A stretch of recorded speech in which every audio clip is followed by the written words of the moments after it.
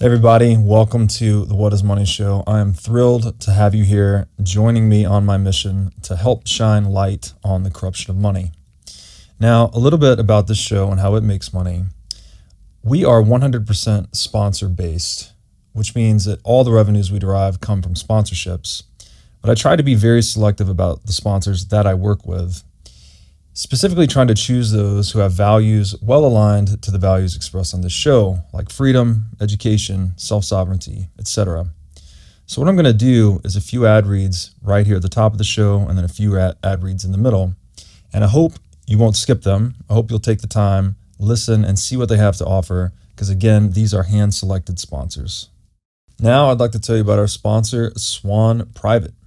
Swan Private is a concierge financial services firm based in Los Angeles.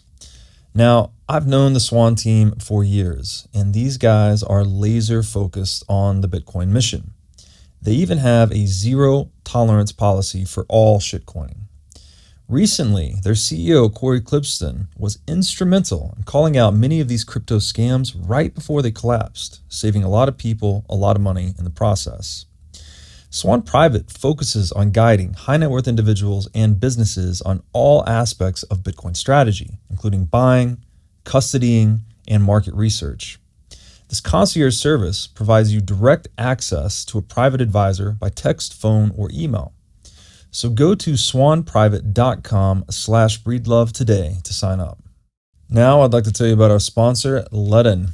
Ledn lets you do more with your digital assets. For instance, Ledn offers a B2X loan product that lets you leverage your existing Bitcoin to buy even more Bitcoin. Or you can also get traditional Bitcoin collateralized US dollar loans through Ledn as well. Ledn also offers both Bitcoin and USDC denominated savings accounts, letting you generate yield on your digital assets. Recently, Ledn has launched a Bitcoin mortgage product as well that lets you use Bitcoin to buy a home or finance one that you already own. So go to ledn.io, that's LEDN.io today to sign up. Pascal Najadi, welcome to the What is Money Show. Thank you, Robert, for having me. It's a great pleasure and an honor to be with you here tonight from my end. We're in Switzerland, and let's talk. Yes, let's talk indeed. This is a kind of a special episode, actually, because this is the first time we've done something like this. You have a crew local with you in Switzerland recording you. I have a crew here in Nashville, Tennessee. So we're doing kind of a pseudo in-person interview, even though we're talking remote over Zoom. So this is pretty cool. Just by way of quick introduction, you are a former Swiss investment banker. You worked for Merrill Lynch in London and New York. And then later you worked for Dresden Bank Group, which was the second largest bank group in Germany in the 1990s. Later you worked in London and you were responsible for government debt and privatization advisory. And now you are in early retirement as a peace and Bitcoin advocate residing in Switzerland. Quite the career you've had there, spanning a lot of different domains. Could you give us just a little bit of your background story from your perspective and what brought you to Bitcoin? Yes, with pleasure. I'm a traditional banker from the old school. I started working at the UBS in Zurich, internship in 1986. And through the process, I learned a lot about international finance through UBS, through the internship. Then I didn't like banking. Then I left banking and went to PR first. And later in the 80s, in 89, I went back to banking, and it was actually Merrill Lynch who wanted to open an office in Zurich, capital markets office, and they hired me to help the team to build Merrill Lynch in Switzerland, which we did. And in 1992, I was promoted to go to London to join Merrill Lynch, the colleagues in London. I was always on the debt side of things, on origination side, advising governments on their debt structuring and raising debt. And my territory was Central Europe, Central Asia, Russia, Middle East, and Africa. So it was quite a big footprint that I had to cover with my team. And it was very interesting times. You know, the German, East German wall came down late 80s. So all the capital flowed from Europe eastwards towards Central Europe. It was a fantastic moment. So you had Poland, Czech Republic, Slovakia, you had Croatia, Slovenia, all those countries in the Baltics, of course. They were all eager to raise debt at the time. It was also politically correct, or there was a political will from the West to finance the East, to stabilize it and to make it grow. And we benefited from that. We issued a lot of debt for those countries. But how it started with the debt issuance for Central Europe is a nice story. I was still a junior AVP, not much to say in the office. And one day the reception called me, and they said, I got a Dr. Harshagi for you from Hungary. He's the deputy president of the National Bank of Hungary. And my boss, the general director, was not there. He was on a trip. Of course, I wanted to present this man protocol-wise to my boss. It would have been correct. So I was in a mismatch, an AVP receiving a deputy president of the Hungarian National Bank. And he spoke very good German. So I invited him to the office. I served him coffee, and I asked him what he wanted from us. Why did you come to see us? It's very nice that you're coming by. And he said, I need 150 million Swiss francs very soon because we have to service the debt from the IMF. I was a bit gobsmacked, to be honest. I didn't know what to say because we were not yet in emerging markets. We were not yet active. And I gave him a book about the Swiss Alps so that his trip was not in vain. And I said, we'll look at this, we'll call you. He went on to Frankfurt to the what do you call that? The representative office of the Hungarian National Bank in Frankfurt. And my boss came back in the evening. I was still in the office. I told him all that. I made a call report. And I said, we can do 150 million Swiss francs, 7-year maturity, a straight bond, a public bond for Hungary, the National Bank of Hungary. So our traders had no clue. Our swap department had no clue about Hungary. Our research was not prepared. We decided the next day to price it, and we priced it. At that time, it was a triple B credit. It was just investment grade. And I remember we made the firm offer on a fax to Frankfurt. And I called him. I said, Dr. Harshagi, are you a man of quick decisions? We have priced your bond. Are you a man of quick decisions? He said, yes, of course. And I said, please sign the fax and fax it back. That was on the 1st of April, 1991. Remember, it was the Fool's Day, 91. So we launched the bond at lunchtime in the Swiss market, 150 million Reuters. We made a release. We released 150 million Swiss francs for the National Bank of Hungary at a 7-year tenor. First Swiss franc bond issue in the history of Hungary. And we invited the other banks as a co-lead, UBS, Credit Suisse, all the big boys. They were laughing at us. They said, you're joking, right? It's Fool's Day. It's April 1. So it's a fool's, you must be joking. I mean, you know, I said, no, we're not joking. We're doing it. So that bond issue was a huge success. It was sold out the same day. And we had a lot of German banks joining because the Germans and the Austrians had a better understanding about Hungary than the Swiss. It was very interesting. So we had Deutsche Bank, Commerzbank, Dresdner Bank, all the Landesbanks, the state banks of Germany in this bond. It was a big inaugural moment for Hungarians and us. So I must say, honestly speaking, this man made my career, because after that, they told me, Pascal, now you do emerging markets, you focus on all those territories. And I started in Central Europe. So for me, it was really a wow moment, a chance to perform, a chance to work hard, and a chance to get promoted, of course, and make a career. So I became the expert for Central Europe very fast, and we did another bond for Hungary, and we did financings for Poland, for Czech Republic, because they were seeing how aggressive we are doing the deals for Hungary. So it had a domino effect. They wanted to join us, the club, and it became interesting for us to service this group of countries, which were just east of today's Europe. I mean, most of them are now in the EU, but at that time the EU was not in the east yet. So that was a wow moment.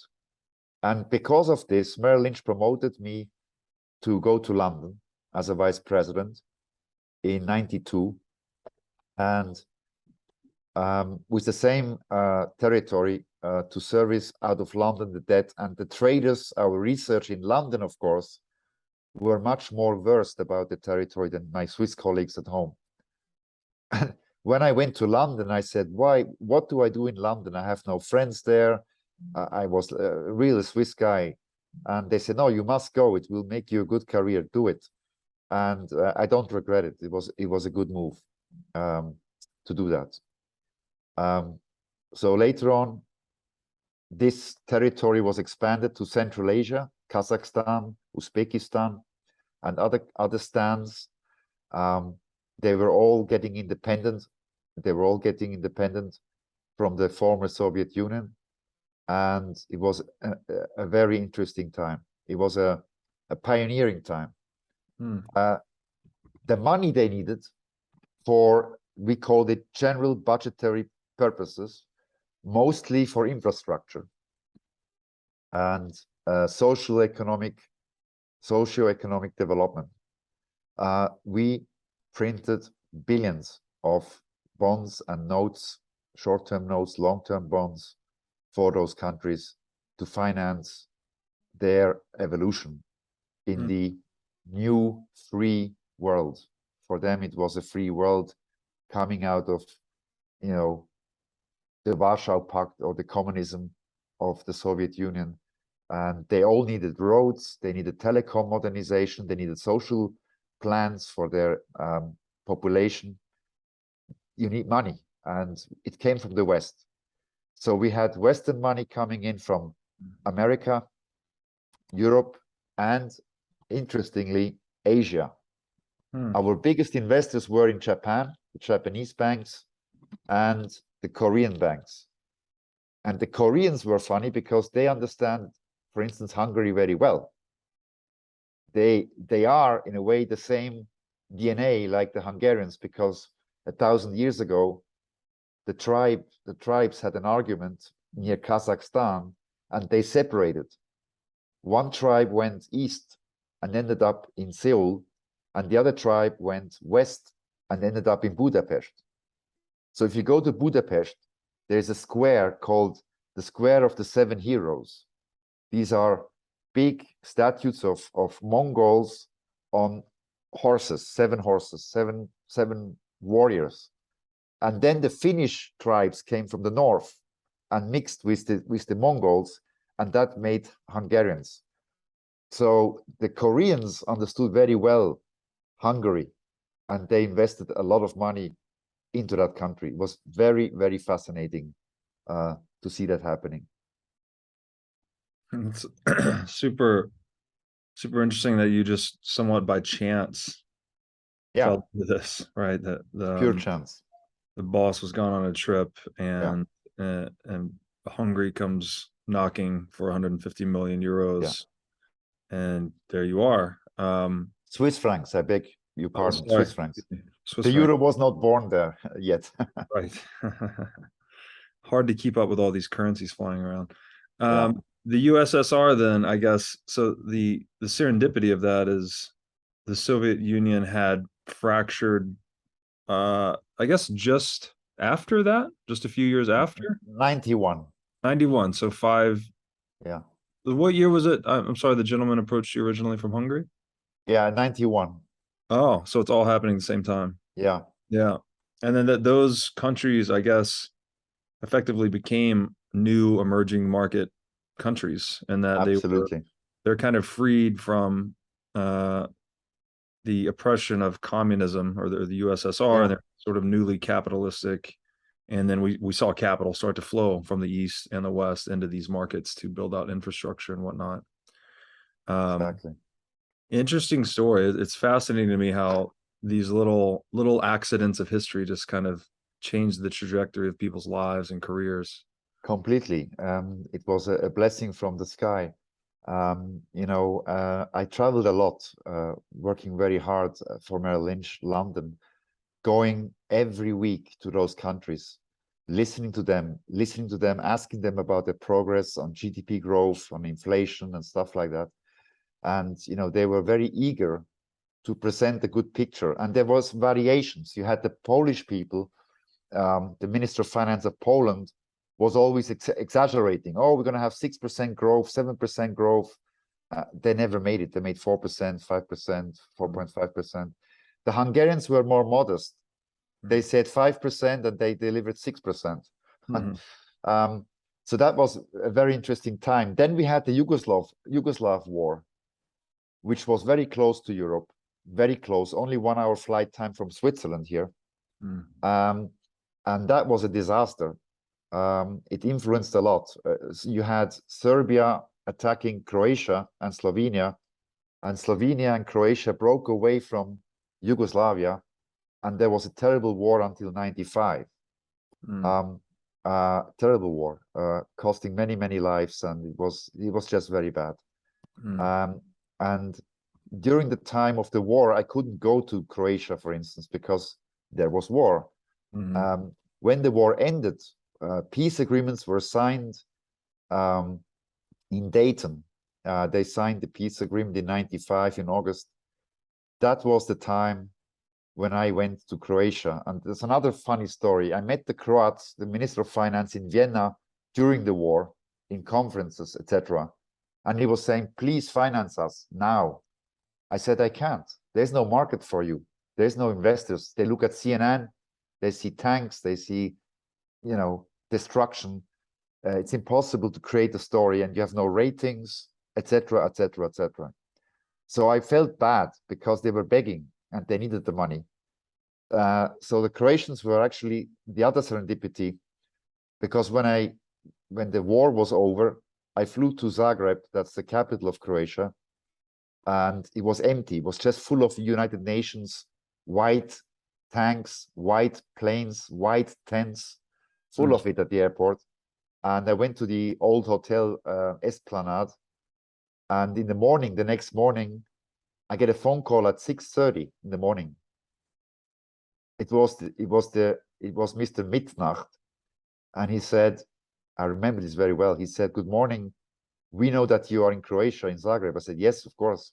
I'm, Merrill Lynch." And he said, "Can we have breakfast in 1 hour?" I said, "Sure." I didn't know the guy. He was the economic advisor to the US ambassador to Croatia. I was curious to meet him because I was curious why he was calling me at 6:30 in the morning. And at the breakfast, he said, "We know that you're going to meet the Minister of Finance at 9 o'clock. Could you make your point that we would love to have Croatia buying Boeing aircraft for the airline?" I said, I'm here for a different reason, sir. I don't think that that's top of the list, but I'll keep it in mind.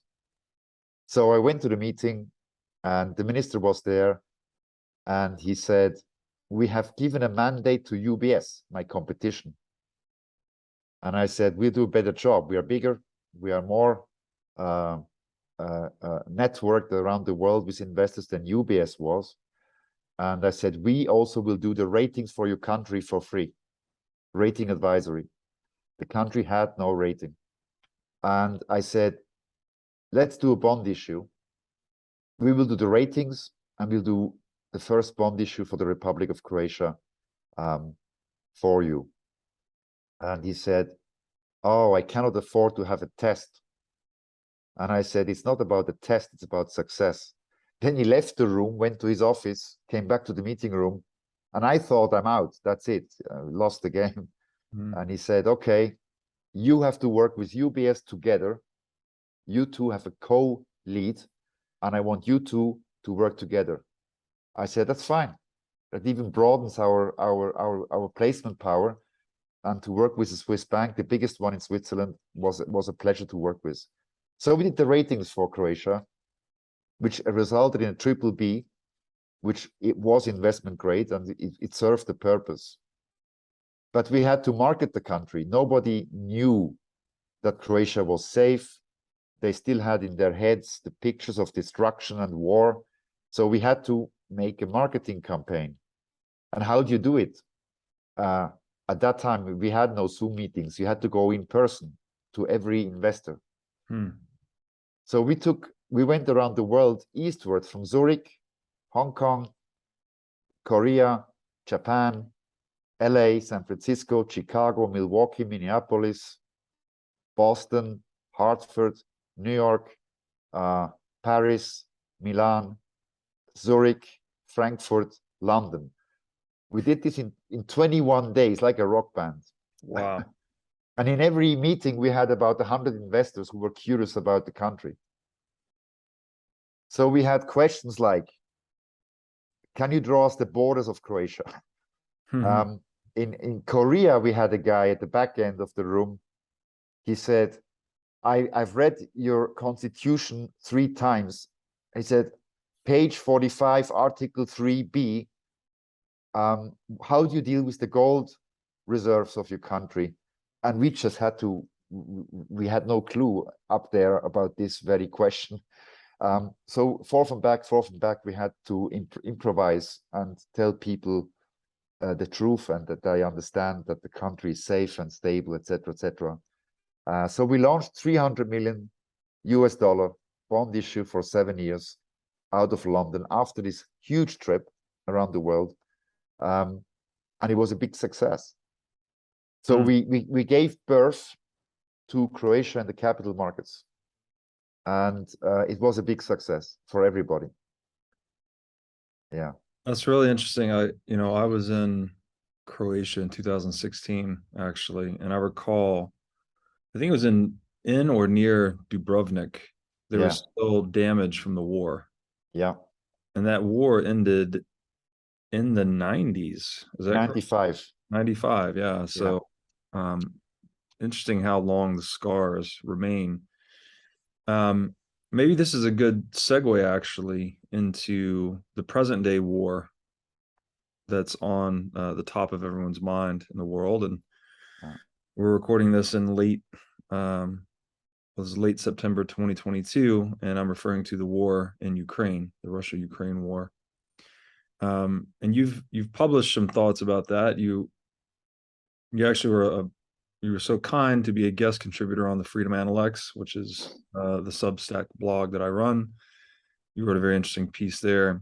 How do you think about the war in Ukraine? What's going on over there, and what types of risk are we facing geopolitically? Like, could this thing get out of hand and spin into a much larger conflict than we're seeing currently? And if so, what are the signs to look out for? Yes, unfortunately, the outlook is not good. We are now on the 27th of September, 2022. The Russians and the Donbass republics have done referenda, and the people had votes. Yesterday, the results came out. The 4 regions, all of them want to join the Russian Federation. I suspect that Moscow will fast-track them and integrate them into the Russian Federation in 3 days, by September 30th. So by that time, those regions will be Russian Federation territory. Now, there was a lot of trading going on as a prelude to that between the UK, NATO, the US, and the Russians, both trading indirect threats of use of nuclear weapons. And here is the problem. Nuclear weapons have been established by East and West as a deterrent, not to fire them. If nuclear weapons get fired, then that's the apocalypse. It really is. It will befall us something that we don't want. It will be biblical consequences. And the problem is that the rhetoric has gone up. And if you read between the lines, the rhetoric has gone up, and mutual destruction will be the result. Now, the mechanics of the war from now on, today, and the next few days and weeks is simple to understand. I think if Ukraine continues to shell the new Russian, well, the Russian territory, Russia will declare war on Ukraine. It will go to the next level. They will call it an anti-terrorist operation, which will be hugely destructive. And let's make clear, this war is wrong, and war is always wrong. Peace is the only solution. Peace has to win over war, always. But now we are in this mess, and what the West is doing right now is the EU has an energy crisis coming because they sanctioned Russia. There's no gas, so socioeconomically the EU is going down. We had elections a few days ago in Italy where a far-right government came to power, Meloni, which promises to serve the people first and then the other issues. Now we have a situation where Russia feels cornered. If you corner a bear, I really mean it, a big bear, it's not a good idea. It's better to run away if you can. The rhetoric from Moscow is quite threatening. And I would say this: if Ukraine continues to attack Russia, the territories that are becoming Russia now in a few days, I think the Russians will keep it on the conventional war level. Okay? But if NATO gets involved and overtly starts to get involved in action in war against the Russian Federation territory, we will have an escalation that nobody wants. So now I spoke to friends in Washington, D.C. yesterday, some senior people from the intelligence community. They're in retirement, they're experts. And we concluded last night that there is a race going on right now between the intelligence community in Washington and the political side in Washington. And the intelligence side is advocating peace, negotiations, because they know very well what can happen. The political side is unsure where to go, to continue the aggressive stance or whether to negotiate peace. The Russians said today that they're ready to negotiate peace. So we have two principles that are important here. Ukraine is not important. Well, it's important because it's a victim, but right now in the negotiations, we have to get both principles, America and Russia, onto the table to negotiate peace. So there's a race going on for peace, and there is a race going on for escalating the war. Of course, the first option is the preferred way to stop this madness that's going on, right? So there comes the other factor of Switzerland. Switzerland was a neutral country always since 1815 through the Paris Accords. We gained our neutrality through the Paris Accords 1815, which were confirmed in the Vienna Congress in the same year. and since then we are neutral. Our president made a big mistake at the beginning of this war because he started to take sides. If you're neutral and we want to be mediator, you cannot take sides. You really must stand in the middle, calm both sides down, and moderate negotiation. Because he took sides, we have now lost our ability to stand up and offer our good offices and services to these warring parties, because they don't trust us anymore. They say you're not neutral anymore because we imposed EU sanctions on the Russian Federation. So from the Russian perspective, we are unreliable, not neutral, our currency is not reliable, etc., etc. From their perspective, they are right, of course. The West, of course, has pressured Switzerland to take over the EU sanctions and impose them on Russia. Just to go back in history a bit, in the Vietnam War, the Korean War, Iraq 1, Iraq 2, Afghanistan, Libya, Yugoslavia, Switzerland was always neutral, remained neutral, did not get involved at all. Here we have a different story. So I'm hammering back the message here in this country to our president to change the course, to, let's say, on Monday, lift the sanctions on Russia, and on Tuesday morning, call for peace negotiations in Geneva. The only way to stop this madness is a diplomatic, negotiated peace. And in this process, both parties have to give and take. It cannot be that Russia says, we take the whole territory and Crimea and that's it, we have peace. And it cannot be that Ukraine says we want everything back. That's not my decision to judge how they will negotiate. It's above my pay grade.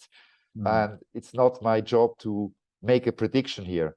But my job is, as a Swiss citizen, to make people aware that peace must be established, because otherwise we have escalation. And the escalation will be confrontation between NATO and the Russian Federation, which is a nightmare. It's a complete nightmare. Okay? And Mr. Putin, he cannot go back. He cannot backtrack because he will lose face. He will collapse. And so Russia cannot backtrack at the moment. And the West cannot backtrack because it's too deeply involved at the moment in this conflict.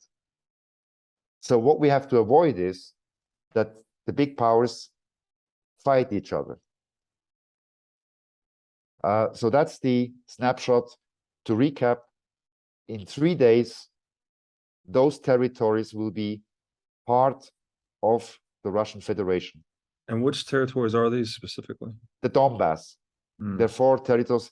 The size of it is about 80,000 square kilometers, which is the size of twice Switzerland. And we're talking about 8 to 10 million people in population. Okay. And what is the, in your estimation, it's hard to get good information here in the United States, I feel like, especially on this topic. What is the original motivation for Russia to attempt to seize Ukraine or to invade Ukraine in the first place? Is this a matter of natural resources? No. What is Putin's original motivation in your estimation? There's three topics here for that question to answer. From my perspective, as a neutral Swiss person, I think Russia felt threatened with the NATO expansion towards the east in front of their doorstep. That's the first point. They were begging end of last year, for security guarantees from NATO and the US. They were ignored. First step. Second reason, the Donbass has been attacked by Ukraine since 2014, 8 years, and 14,000 civilians have lost their lives. those are ethnically Russian people, civilians. Mm. The third point is, I think Mr. Putin got the wrong advice. They thought if they go in with a massive attack, that the people will lay down their arms and they will wave Russian flags. That was not the case. Ukraine had signed the Minsk agreements in 2014 and 15, whereby it was agreed that the Donbas would become autonomous within Ukraine, so the people would be protected and have their own lifestyle for their well-being. Okay, that Minsk agreement was monitored and policed by Germany and France. But there's the problem. You know, NATO partners should monitor the peace agreement and police it.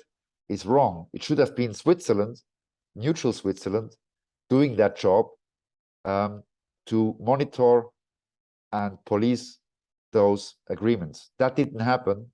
Ukraine ignored them and it fell apart completely. It didn't work. It's like if you tell a bank robber with a key to guard the bank. It doesn't work. They have interests. They have interests on a multi-layered spectrum, France and Germany as a NATO partner. So in this time between the agreements of 2014 and 15 up to 2022, Ukraine has used that time to build up a stronger army, and NATO was supporting them. By the time the Russians attacked, Ukraine was the largest, strongest army in all of Europe. Quite sophisticated and well trained by the West, by NATO. So the reason I think is misjudgment. It's wrong. Negotiations should have been continuing. What can I tell you? The war is wrong, and it serves no purpose except complete destruction. And now again, we are in a very dangerous situation here, whereby we have two nuclear powers opposing each other, and the UK also made threats. You have Liz Truss, who's a bit of a narcissist, promoting herself for the election, saying that she will use nuclear weapons against Russia. That kind of rhetoric is not good. Then you had the former president of Russia, the former president, Mr. Medvedev, saying the same thing, that they will fry London or England. Doesn't serve the purpose to speak about such threats, because when you have the big weapon in your hand, the first thing you do, you don't threaten the opposition. You make it clear that you have them, but when you speak, you put every word and comma on a scale to make sure it doesn't come across as a threat. So we are here in the situation which is extremely dangerous. And in 3 days from now, those territories, the Donbass, will be Russian Federation territory. So that's the situation we are in. That's the point. If Ukraine continues to shell the Donbass territories after they become part of the Russian Federation, that is the inflection point. You think that this would escalate to full-blown warfare? Yes, because that's the mechanics of war. Trotsky developed a proverb. He said, "You might not be interested in war, but war is interested in you." That's where we are. And as you rightly said, if Mexico would shell the US across the border, killing people, I'm sure the US would react. It has to defend itself. Otherwise, you know, it would not be credible anymore on the world stage. Russia has the same principles. It will defend herself. She will defend herself. And they said if it escalates and if they feel threatened in their existence, they will use the full arsenal available to them, which of course means atomic nuclear weapons systems. Extremely scary. It's very scary because we are sitting here. Switzerland, as you know, geographically, we are right in the middle here. Germany is only 1.5 hours by car, the border to the north. And if this happens, we will be completely contaminated. We will also suffer greatly from such a disaster. That's why, to go back to the peace, we're having this discussion here, an open discussion, an honest discussion, because I would want to make sure that the audience and the viewers understand today or tomorrow, they understand that we are in a very critical stage and situation. And in the old days, you had the UN come in with proposals to stabilize, to mediate. It should be Switzerland's job to stand up, because we can. We manage 30% of the global wealth. That's a lot for our small country. We have the power to stand up and call for peace. If we then are credible for both sides, we need both sides at the table. It serves no purpose if we have Washington in Geneva on the table and the Russians refuse to come. There is no peace negotiation happening. So that's where we stand. It's critical. I don't want to sound alarmist at all. I'm a Swiss military officer in retirement. The situation, the mechanics of war, as you concluded rightly, are pretty simple to understand.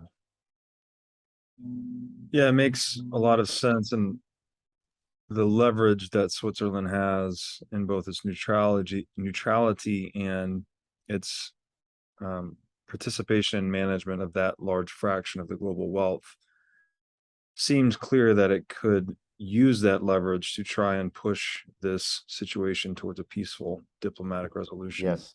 So I think you made a great point earlier that Russia's kind of like a bear backed into a corner.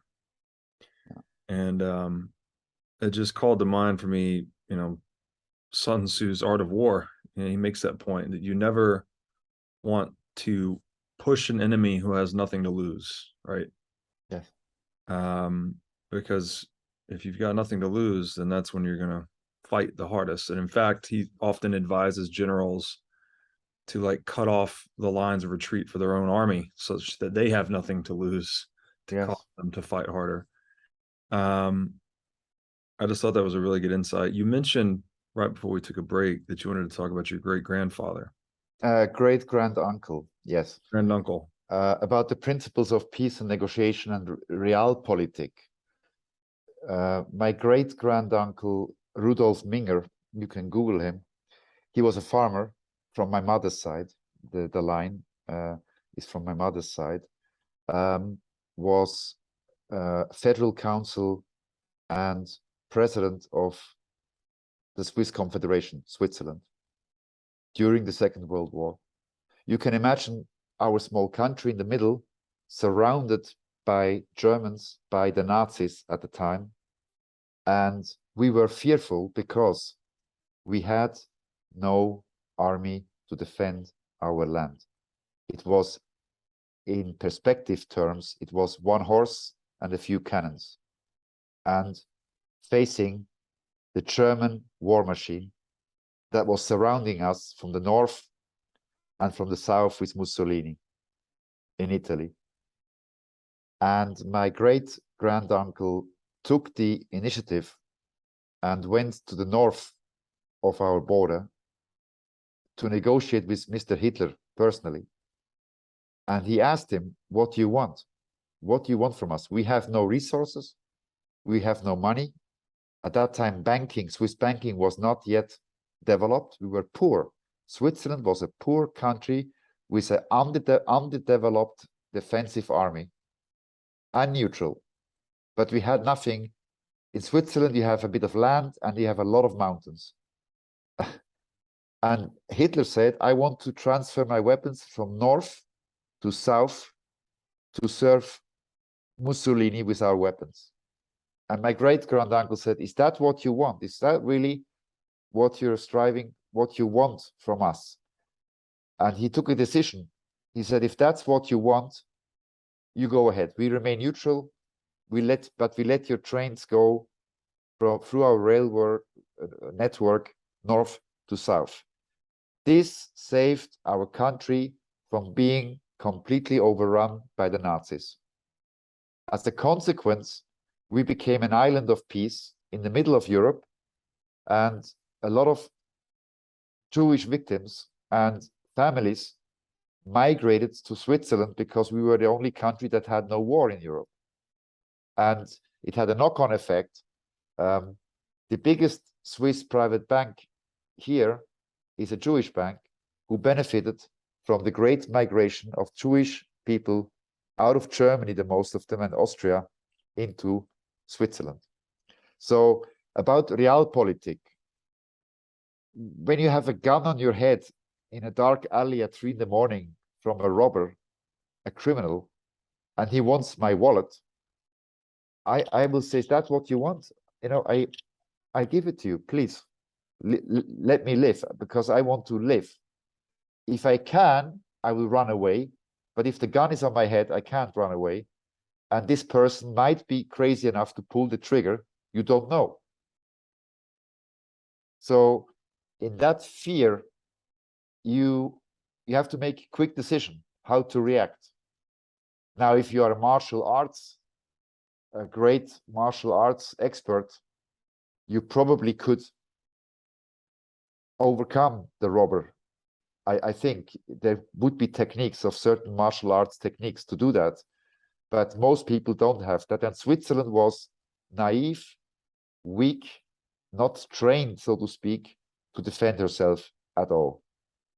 So we had that path of, if you want to say so, to remain neutral, remain peaceful, not have to war, reaching our people and complete destruction by the Germans at the time. And with Ukraine, it's the same thing. Every party in this war has to contribute to peace. It cannot be that one party takes everything and says, now we want peace, you know, we have our land, or vice versa, we want everything back. There must be compromises, and that has to be negotiated, and the monitoring and the moderation should come from Switzerland. And to go back to the mechanics of peace negotiations, we can only be credible if we don't have a fracture in our neutrality, which we have now, because we imposed EU sanctions on Russia. That's it. Yeah, great point. I want to ask you about this. So I've heard a lot of this secondhand, so please correct anything you incorrect. But from what I have heard of some of the speeches Putin has been giving recently, a couple of the points he keeps making are that the West has been very irresponsible with monetary policy, right? We've just been printing and printing and printing. Yeah. And you know, Russia has been one of the biggest net buyers of gold, I think, in the past decade. China's another. Yep. And is also, I think, the largest net producer. I'm not sure where Russia falls on that. And then, so to say, you know, Putin has been very critical of the fiat currency regime that the West has been running. And most recently, this was actually just this week, Russia announced that they gave Edward Snowden citizenship. Correct. And there's also been some rhetoric in Putin's speeches that I've understood to be anti-globalist agenda, so anti-WEF, yes. Things of this nature. It's odd to me. I feel a bit of dissonance here, because obviously I never advocate for war of any kind. We're very anti-state and anti-war in general on this show, thematically. But for someone to take a stand against certain initiatives like that, like, you know, the excessive printing of fiat currency, globalist agendas like the WEF is pushing, I feel a bit of dissonance personally that someone is standing up against that, at least representing that they're standing up against that. How do Yeah. you interpret that? And first of all, like I said, feel free to push back on the veracity of any of it because I've heard most of it secondhand. No, you're right. What you said is correct. If I may explain, on the 24th of February, when Russia decided to enter Ukraine with military action, they call it special military operation. The West has lost its hegemony. Simple fact is, since then, Putin is the only leader in the world who can stand up against the West. First point. Second point about the money printing. He's absolutely right when he says that exuberance of money printing and overspending creates inflation, because he's not stupid. He's a lawyer by training, and he has very good technical advisors around him, central bank, Ministry of Finance, and professors from universities who guide the Kremlin in those thought processes. So now, as you know, in the West, Biden or other people are saying, oh, we have inflation, it's because of Putin. Some people say I lost a job, it's because of Putin. It's very easy to say and find an excuse. The inflation problem did not start in the West on the 24th of February 2022. It started pre-COVID already, right? And especially through COVID, there was helicopter money going everywhere to calm down the people, right? Capital mistakes were done. You saw the money expansion, M2, shooting up like a rocket, the curve. Everybody can take it from the internet. Masses of amounts were printed. So he's not wrong if he says the West is responsible for their own doing when it comes to inflation and money expansion in the West. In the same token, Russia is the largest pool of natural resources. The country is vast, it's huge. Switzerland fits 414 times into Russia. I fly from Moscow to the eastern border on the Bering Strait. I fly 9.5 hours over the same country through 11 time zones. Can you imagine 11 time zones in one country? Try to make a consolidated balance sheet on Christmas, New Year, end of year. It's a quite complicated process. So from the Russian perspective, purely Russian perspective, Putin has stood up against the West and has proven to them that Russia is rich and strong economically.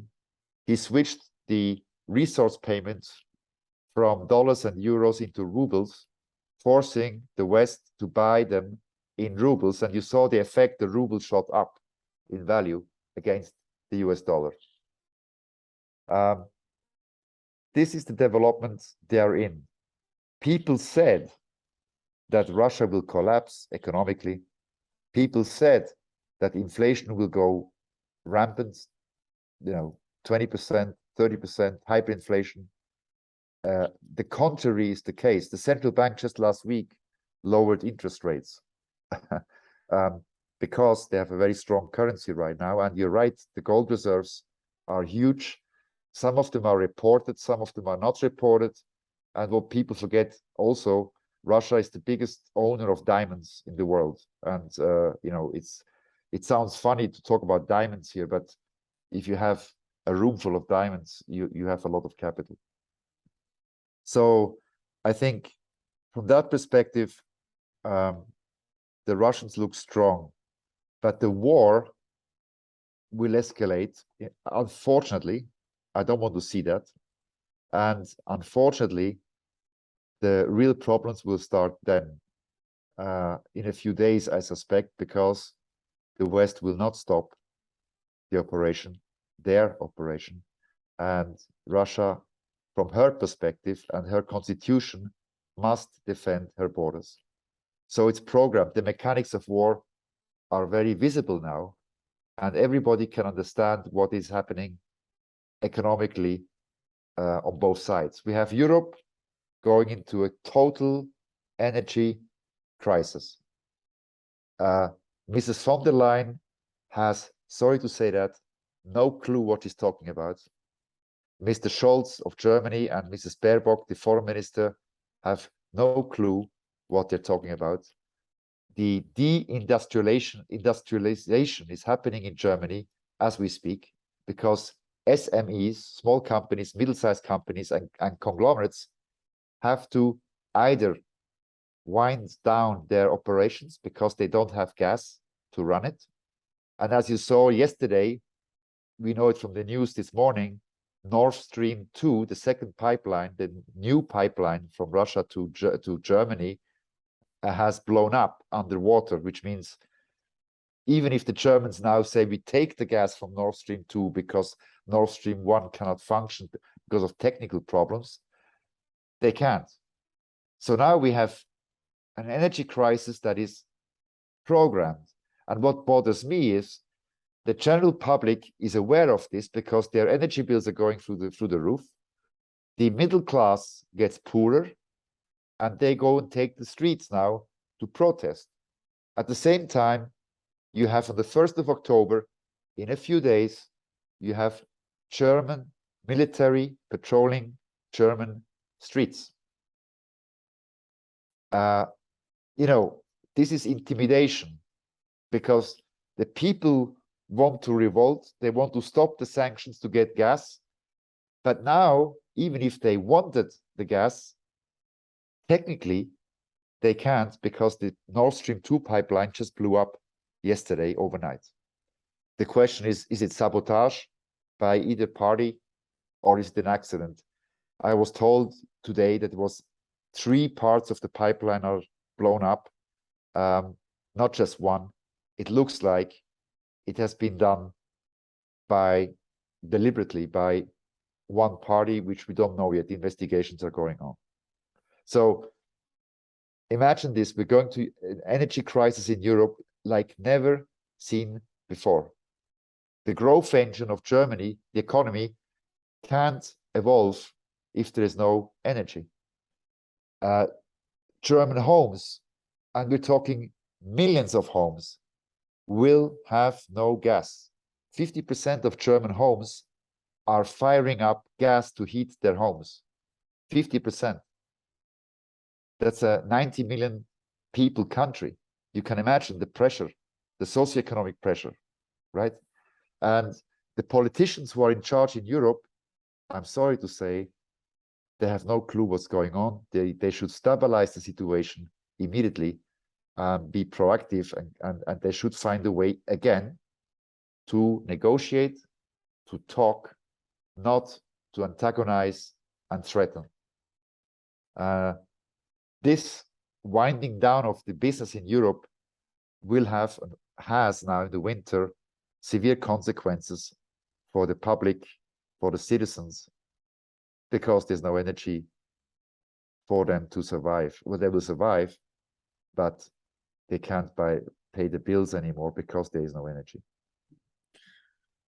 Yeah, so there's an extreme energy dependence of Europe on Russia. Yeah. And so it seems like Putin has just played that hand effectively. And you know. I have to be clear on this. Putin did not play the card. He was played on. The West has imposed 8,000 sanctions on Russia. 8,000. Imagine. The problem started with the spare parts and the maintenance of Nord Stream 1, the first pipeline that was still pumping gas. Because those turbines are from Germany and Canada, they are now under the sanctions regime and they cannot be transferred to Russia because it's illegal. Those sanctions came from the West. So they shot themselves in both kneecaps and they try to walk. You can't walk if your kneecaps are shot. You'll be on the floor. He didn't play the card. He's doing everything by the book. he wants to be seen, the Kremlin wants to be seen as a reliable energy supplier. But since last night, even if Europe wanted to open the new pipeline, it's impossible. It blew up last night, or over this morning. We don't know exactly when.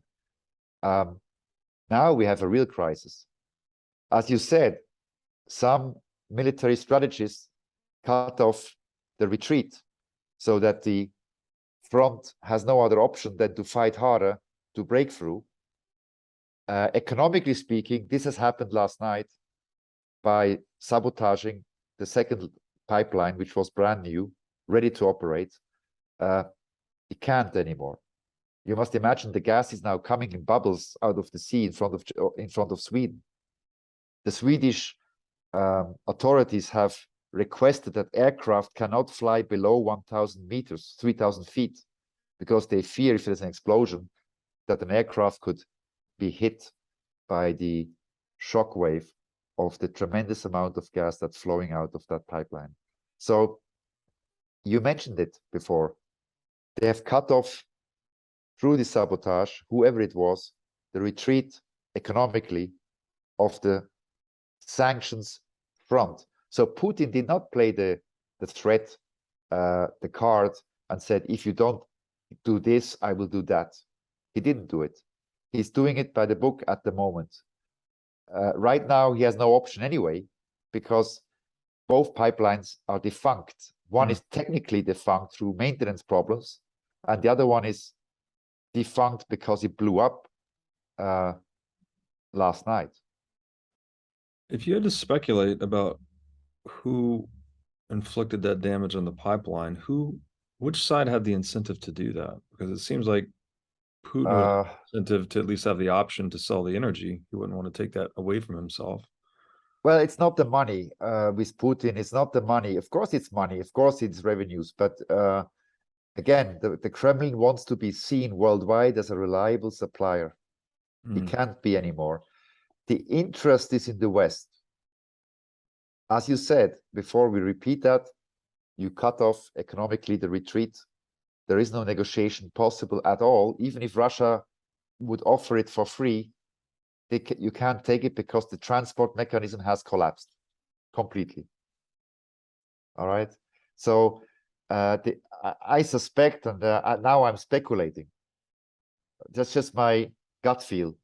I have no information. I'm not privy to any information that the investigative committees are doing on both sides. But speaking about who benefits qui bono in Latin, it would be the West. It could have been an American operation, it could have been a British operation, or a combined NATO operation to blow up 3 parts at the same time. It's not just one part that could be fractured. It is 3 separate parts at the same time. Looks like sabotage.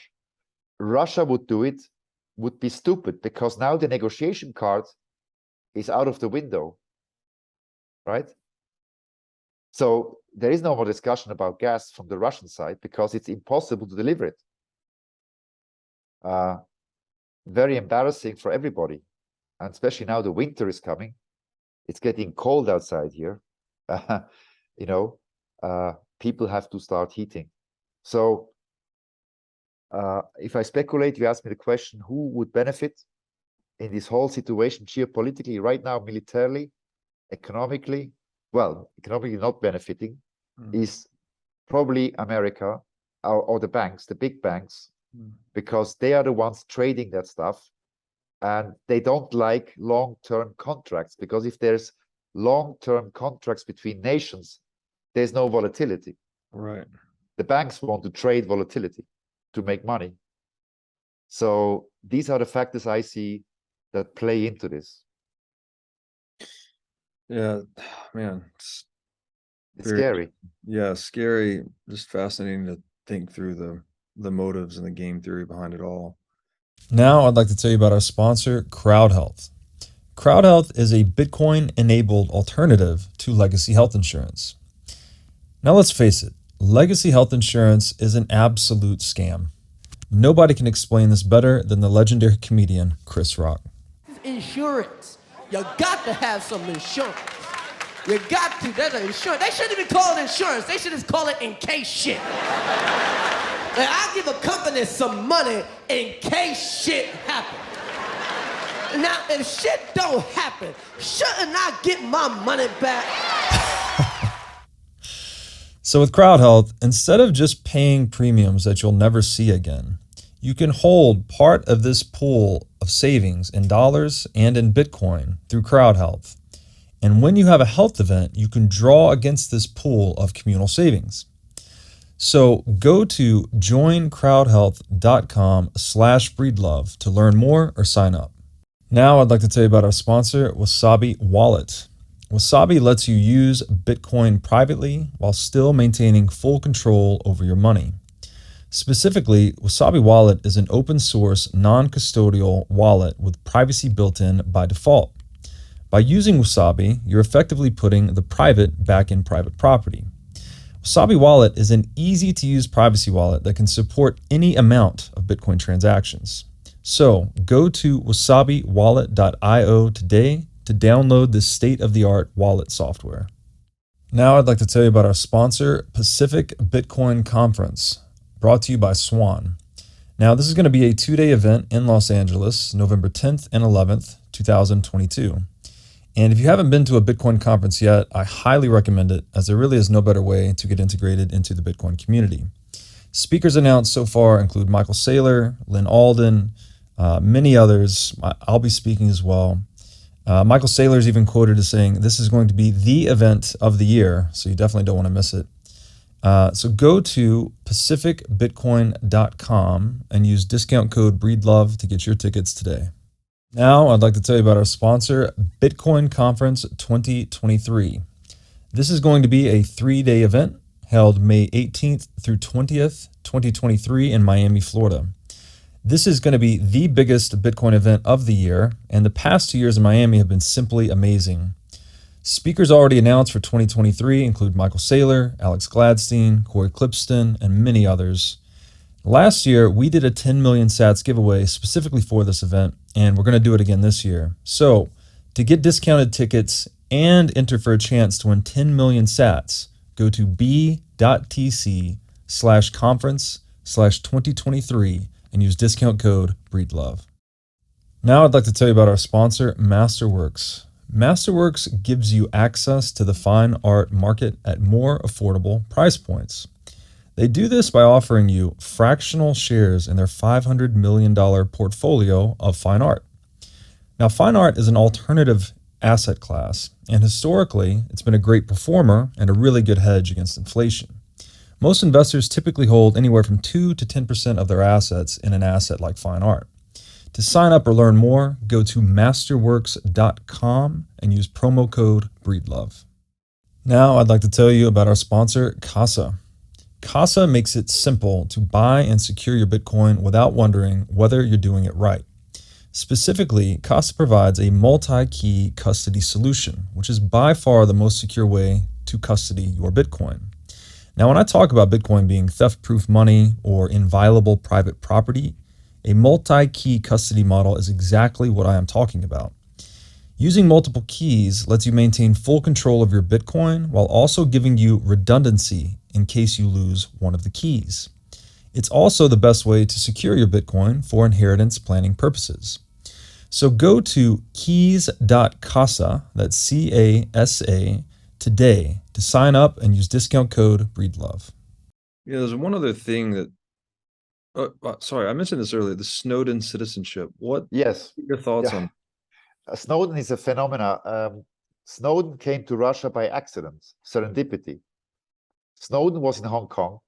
He wanted to flee to a Latin American country on his American passport, and the flight went transiting through Moscow. When the CIA and NSA understood that he left Hong Kong in flight, they canceled his American passport. So he arrived in Moscow without the passport, without the nationality, and he was stuck in the transit area for many, many days.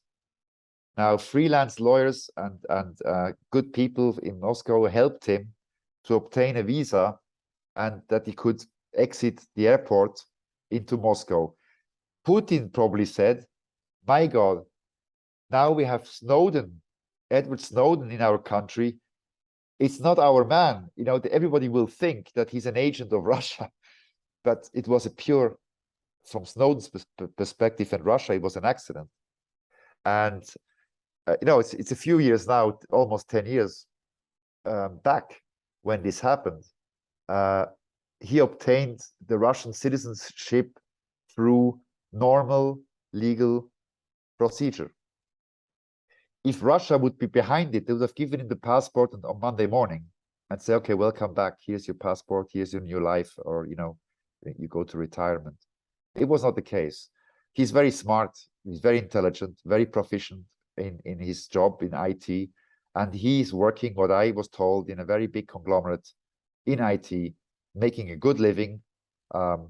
He has a private life and he has a professional life that helps him to survive and make money. And yeah, of course, there is also a emotional component that's very sad.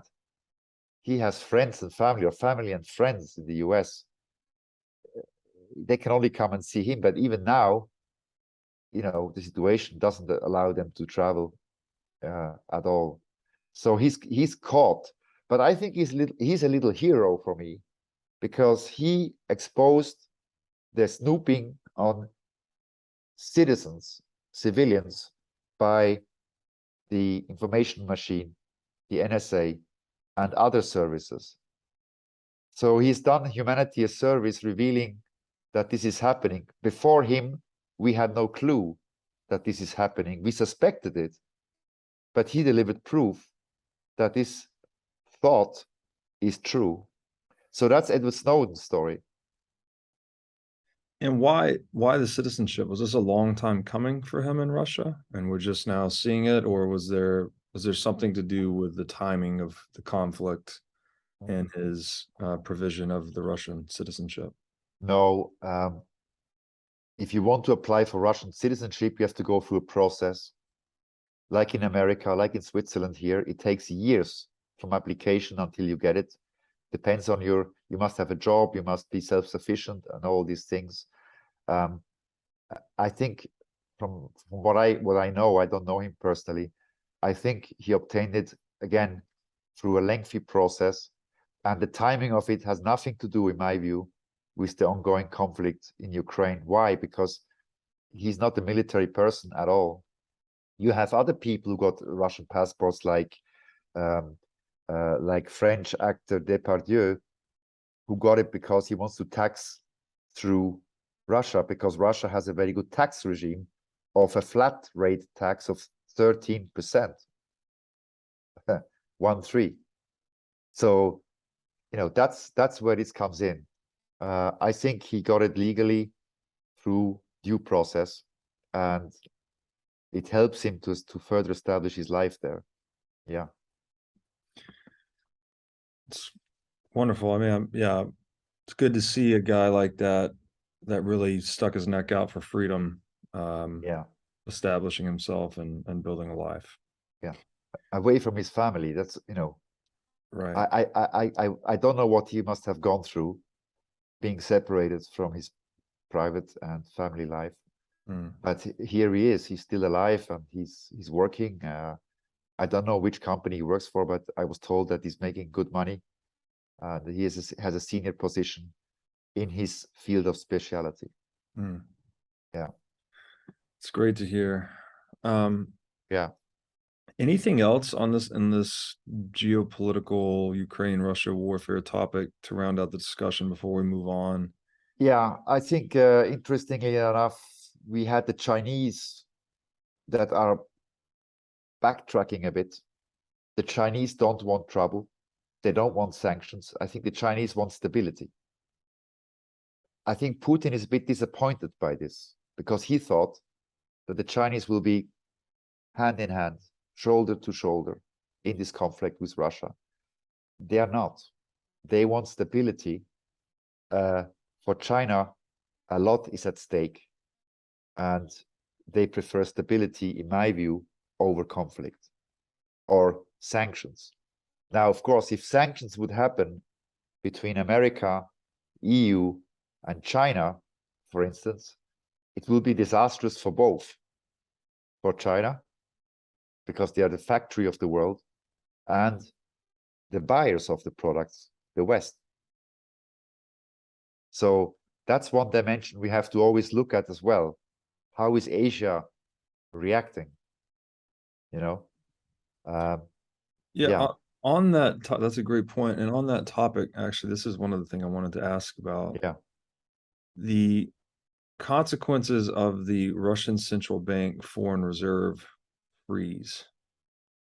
Because I know China had to have been paying attention to that as someone that holds. I think Russia's central bank was holding to the tune around $600 billion in foreign reserve assets that upon invasion of Ukraine were frozen. I don't think they've been confiscated officially. They've just been frozen for the time being. China holds way more than that. Yes. With the West. I'm not sure exactly how much more, but probably at least double.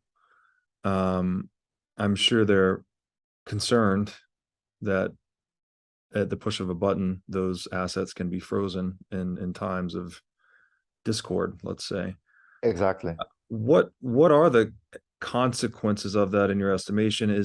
I'm sure China's paying attention. What are they thinking as a result of this? And I think this is probably a good segue into Bitcoin too. Definitely. It highlights the value of money that cannot be frozen or confiscated. Yes. It came to a big shock, of course, to everybody. And other nations are looking at this as an example, as a warning that this can happen to them as well. Okay. From that perspective, people are aware that in case of conflict and in case they're on the wrong side of the game, that this can happen to them as well. Confiscating money is nasty and it destroys trust completely.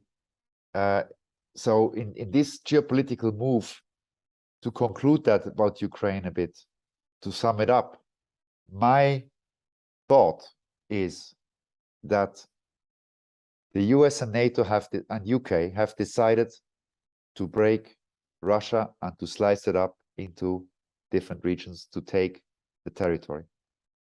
This is the reason why the international law has been unhinged by the West when it comes to the Russian Federation at the moment.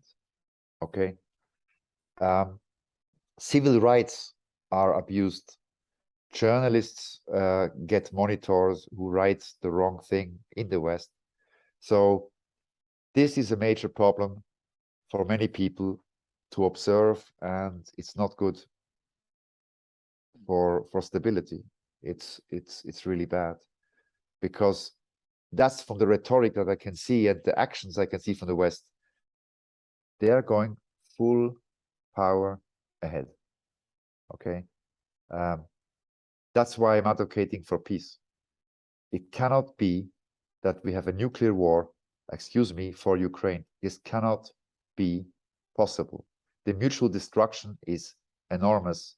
The Russians at least have a land that is big enough.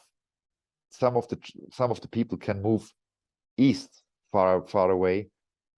The states, from that perspective, are not big enough because it will be contaminated everywhere. And Europe will be completely wiped out because we have German bases in Ramstein, near Frankfurt. This cannot happen. It must be peace that wins over war.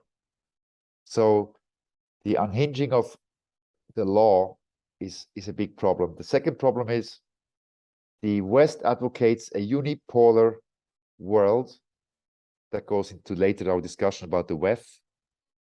Unipolar world, rules-based. The question is, who makes the rules? Mm-hmm. I prefer a multipolar world where everybody has international law, the same book to refer to, and the judges have the same book to make their judgments. So that unipolar world, this was the rules-based order post Bretton Woods 1944. Yeah. But that freezing of Russian central bank assets essentially shattered the world into a multipolar world. Yes. The Russians and the Chinese are pushing for that now. Right. And so what are the knock-on effects of that? I mean, this is obviously disruptive to global trade. I'm sure it's going to be contributing to inflation, right? We just have less products and services coming to market against the backdrop of fiat currency supply expansion. So what else do you see in the wake of that? Well, we have different groupings now. You see, the EU is the EU. It's not very big, actually. But if you look at BRICS, Brazil, Russia, India, China, South Africa. Look at the Shanghai Cooperation Organization, SCO, Russia, China, Kazakhstan, which is the 5th largest resource country in the world, by the way, oil and gas and minerals and, plutonium, uranium, etc., etc. If you look at those trends, you'll find out that the multipolar system has more to offer for partners because they can interact. If you want to say it's like Bitcoin, they're decentralized, interacting with each other, as opposed to, again, a unipolar rules-based world, which is, again, the plan of the WEF, WEF, is the unipolar rules-based global government to rule over the citizens of the world. That, in my view, cannot happen as a freedom fighter. This is the end of humanity. It's enslavement. And that's where Bitcoin comes into place, because we have inflation now. A year ago, people said, oh, inflation is good for Bitcoin price. And yes, at the beginning, when inflation started, you saw the Bitcoin price shooting up, right? And it was promoted as a store of value, inflation hedge. All the podcasts were full of it. And now we have inflation. We have severe inflation, galloping. And the Fed and the central banks in Europe are slow. They're not fast enough, in my view, to counter that effect. They're going, in my view, too slow, because politically it's very difficult to sell a crashing economy. And we have midterm elections in the US, which are in a few weeks in America. All these things play in together. So talk about Bitcoin is depressed, the price is depressed because we had some events like Terra Luna, which were disastrous for the market because people could not believe that something goes to zero, which was promoted as a hedge and promoted as a safe asset because of algorithms. It was not. It failed. The engineering was wrong. It completely failed. So novices got afraid. They said it could happen to this, not knowing enough about Bitcoin, of course. And that's why, in my view, we have a depressed price scenario for Bitcoin, and we have inflation galloping like crazy at the moment. Yeah, I always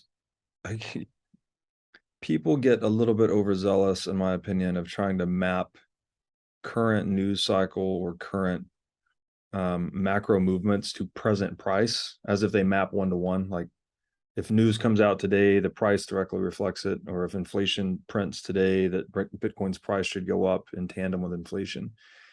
And I always caution people that that's just not in accordance with my study of monetary history whatsoever, actually.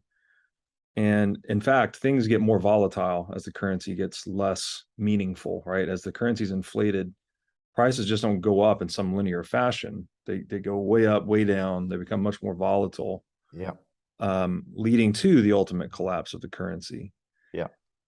And my case study there is, you just go look at the gold price during the hyperinflation in the Weimar Republic. right? The price would surge and then it would collapse 80-90%, and the cycle would repeat before finally the currency of the Weimar Republic, which I think was the mark, the Reichsmark, that's right, was basically printed into worthlessness. correct. So Like it's Zimbabwe. it's not a one-for-one linear progression. It's increasing amplitude, increasing volatility before ultimate currency collapse tends to be the pattern. So yeah, Bitcoin obviously just fits right in there as another gold-like asset. I would expect it to be all over the place in the years ahead before finally, as I've said this before, I think when all the dust finally settles, it's the only money, if not the only economic institution left standing. Correct. It's a good thing to talk about gold. The problem with gold is very simple. The mechanics of it are very simple to understand, and you are very proficient in this, even more than I am, I think. But the way I see it is, price of gold goes up, what happens? The gold miners dump more gold on the market. There's still a lot of gold in the ground on this planet. That's the point. Bitcoin is hard or capped 21 million pieces. That's it. And we have 19 million already in circulation. And the mining every 4 years, the halving process makes it deflationary. So these were my objectives. I discovered it by serendipity. People went crazy in 16, 17. All of a sudden, I read about Bitcoin going through the roof. I start to look at charts. They were really nice. Every morning you wake up, you had the nice news. It was higher and higher and higher until then it got corrected in the beginning of 2018 because it went up too fast, in my view. But gold is a great value, don't get me wrong. But to save in gold is a waste of money and time, I believe, completely. Knowing the banking world, I still don't understand why central banks and governments are hoarding gold as opposed to Bitcoin. Because Bitcoin for me, and I'm not a mathematician, but Bitcoin for me is the complete freedom. Beforehand, I was in legacy assets, like most of us, in stocks, in bonds, in some options. What did we have? We had constant headache to read the news, the corporate news. We had constant headache about management risk. A CEO dies or a CEO leaves to the competition. We had constant problems of regulatory issues, constantly. A corporation like Nestle or Johnson & Johnson or Bombardier in Canada, they're literally flying, navigating through a minefield of regulatory problems, management problems, corporate problems, competition problems, market problems. And when I was a banker, I always told my people, there's two things you have to remember. We don't take quality risks. We can take market risk. Because markets we can analyze, we make a decision. Sometimes we fail, of course.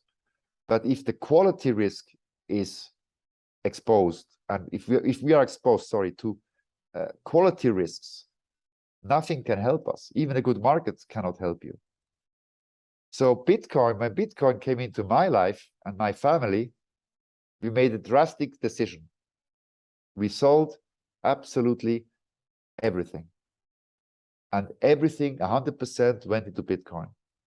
Not to make money overnight, in one day or a year.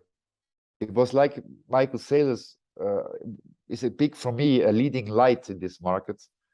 You got to think long term. You got to think, I would say 10 years is a good, in my view, a very good time frame to look at Bitcoin. Okay. We don't know if it's going to go up or down in the next year or the same year. There's plenty, you know that the chartists and people have the charts and they predict on Monday morning that it's going to go up tomorrow. And what happens? It goes down, or vice versa. That's Bitcoin. That's the nature of the beast. But Bitcoin is mathematically beautiful because it's perfect. It's autark, it's independent, it's decentralized, and there's no company behind it, no CEO behind it, no government behind it. It's beautiful. That's all I can say. Knowing, doing myself, producing debt for governments all my life, you know, there's nothing better that can happen to us.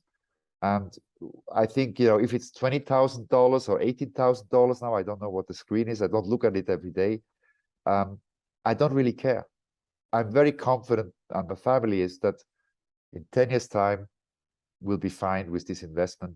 And the target for us is not to sell in 10 years, but for us, the horizon is 10 years, to sail to the horizon and to keep the focus on that horizon.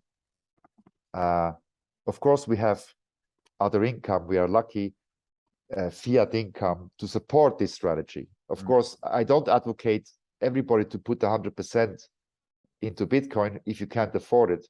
Only put that money into Bitcoin that you can afford to put into, to live through difficult periods like we're going through now. Adjustments. It's a pure adjustments. You know, when the news comes out that the Fed stops hiking, we're going to have a firework on the stock market and Bitcoin. And Bitcoin will outpace, in my view, the stock market very fast. Yeah, I agree with a lot of that. I can relate to the similar process of discovering Bitcoin, learning more about it, and as my conviction deepened, my portfolio more and more reflected that, right? I was selling more and more assets to just buy more and more Bitcoin. And today that's essentially it, as I use Bitcoin as savings, and try to stay profitable, you know, in all my work and my businesses, and then just gradually convert over time. And I, you know, it's been quite remarkable. I didn't realize how scattered my mind was before, you know, you know, looking at reading all the research reports every morning. Yeah, and you're always worried about the market and the news, and, you know, all the forms of risk that you enumerated just sort of consume your mind space a lot. But being in something like Bitcoin with a deep conviction, obviously, in the asset that I've built up over time, it's very liberating. You know, there's a lot of peace of mind that comes with it. Absolutely. And you see, I always warn my friends. They say, oh, crypto, the 19,000, 20,000, this token is great. It made 10% yesterday. This one is great. I said, follow the SEC. And I said, we had a few weeks ago the news. It's been decided. Bitcoin is going to the CFTC. That for me was huge news. It's a commodity. That's where it belongs. I cannot say the same thing about Ethereum, where we have a person behind it and a foundation and a company that change the rules as they go, or other tokens. I don't want to just talk about Ethereum, which are, Gensler repeats that every time, Chairman Gensler, unregistered securities. Who is behind the tokens? It's human beings who want your money in their pocket. And they're selling you a piece of paper. And then the SEC will come, wait, the law says only bank licenses can issue securities. Do you have a bank license? The answer is no. Well, we shut you down. And this will come. It will come. I think the SEC is overworked. I think Gensler is doing a tremendous job. He's understaffed, I think, because they have to deal with 20,000 or 19,999 tokens out there, and intermediaries and companies. Some of them are offshore in BVI or in Cayman or Hong Kong, or, you know, they have a gigantic work to clean up the system. But I tell my friends, it will happen. I don't know if it's happening next week or in 2 years. But when it happens, it's like when empires collapse. If empires collapse, most people have two things. They're surprised and they're ruined. With Bitcoin, I know it's autark. It's been decided as a commodity in the United States. which in my view, regulatory-wise, is leading the pack. And Switzerland too is quite comfortable for Bitcoin owners because we have no tax on it here. We have zero tax on capital gain or Bitcoin. Well, that's definitely a huge advantage, and yeah, it's a gradually then suddenly effect, just like hyperinflation itself. You know, what's the old quote that there's decades where nothing happens and then weeks where decades happen, something like that. It's Yep. But yeah, the key point for, you know, general audience is just treat it like a savings account, not a checking account, and I think you'll be okay. I think so too. It's a safe bet if you look at it from this perspective. And then people say, oh, it's too dangerous to put all your eggs in one basket. You should diversify your risk. Mhm. Well, if I diversify this, could diversify strategy to back to bonds and stocks and Bitcoin and Ethereum and stuff like that, I miss the purpose of Bitcoin. And you're re-exposing yourself to all those risks that Exactly. you traded Bitcoin to get out of. Exactly. I tell all my friends, now is the time to change the horse. They say, oh, stuff went down and everything went down equally. Just change the horse and wait. Right. I liked Sailor had a comment about diversification in crypto assets. He said that just means you're selling the winner to buy the losers. Yes. And yeah, it's funny. A lot of people have accused Bitcoin of being a pump and dump scheme. But when you really get into the rabbit hole, right, and you start to understand the nature of money, the history of money, the desired properties of money, I think you come to this realization that Bitcoin simply cannot be a pump and dump scheme because there's no better asset to dump it into. Correct. And so it's a pump scheme. It just goes up. And yeah, precisely. And the Ponzi scheme out there is fiat. Right. It's a promise on a piece of paper. We'll pay. This is worth nothing.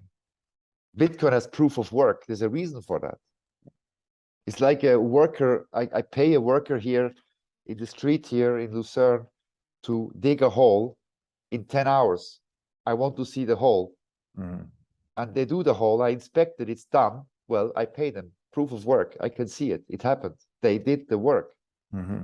Proof of stack is inventing bookkeeping again. You know, we go back to the corporate world, which failed, by the way. Yes. We can talk about Swissair later, about, you know, Swiss airline, how they failed. But with Bitcoin, we have a proof of work concept, which is the basis, in my view, for humanity to evolve. If you work hard, you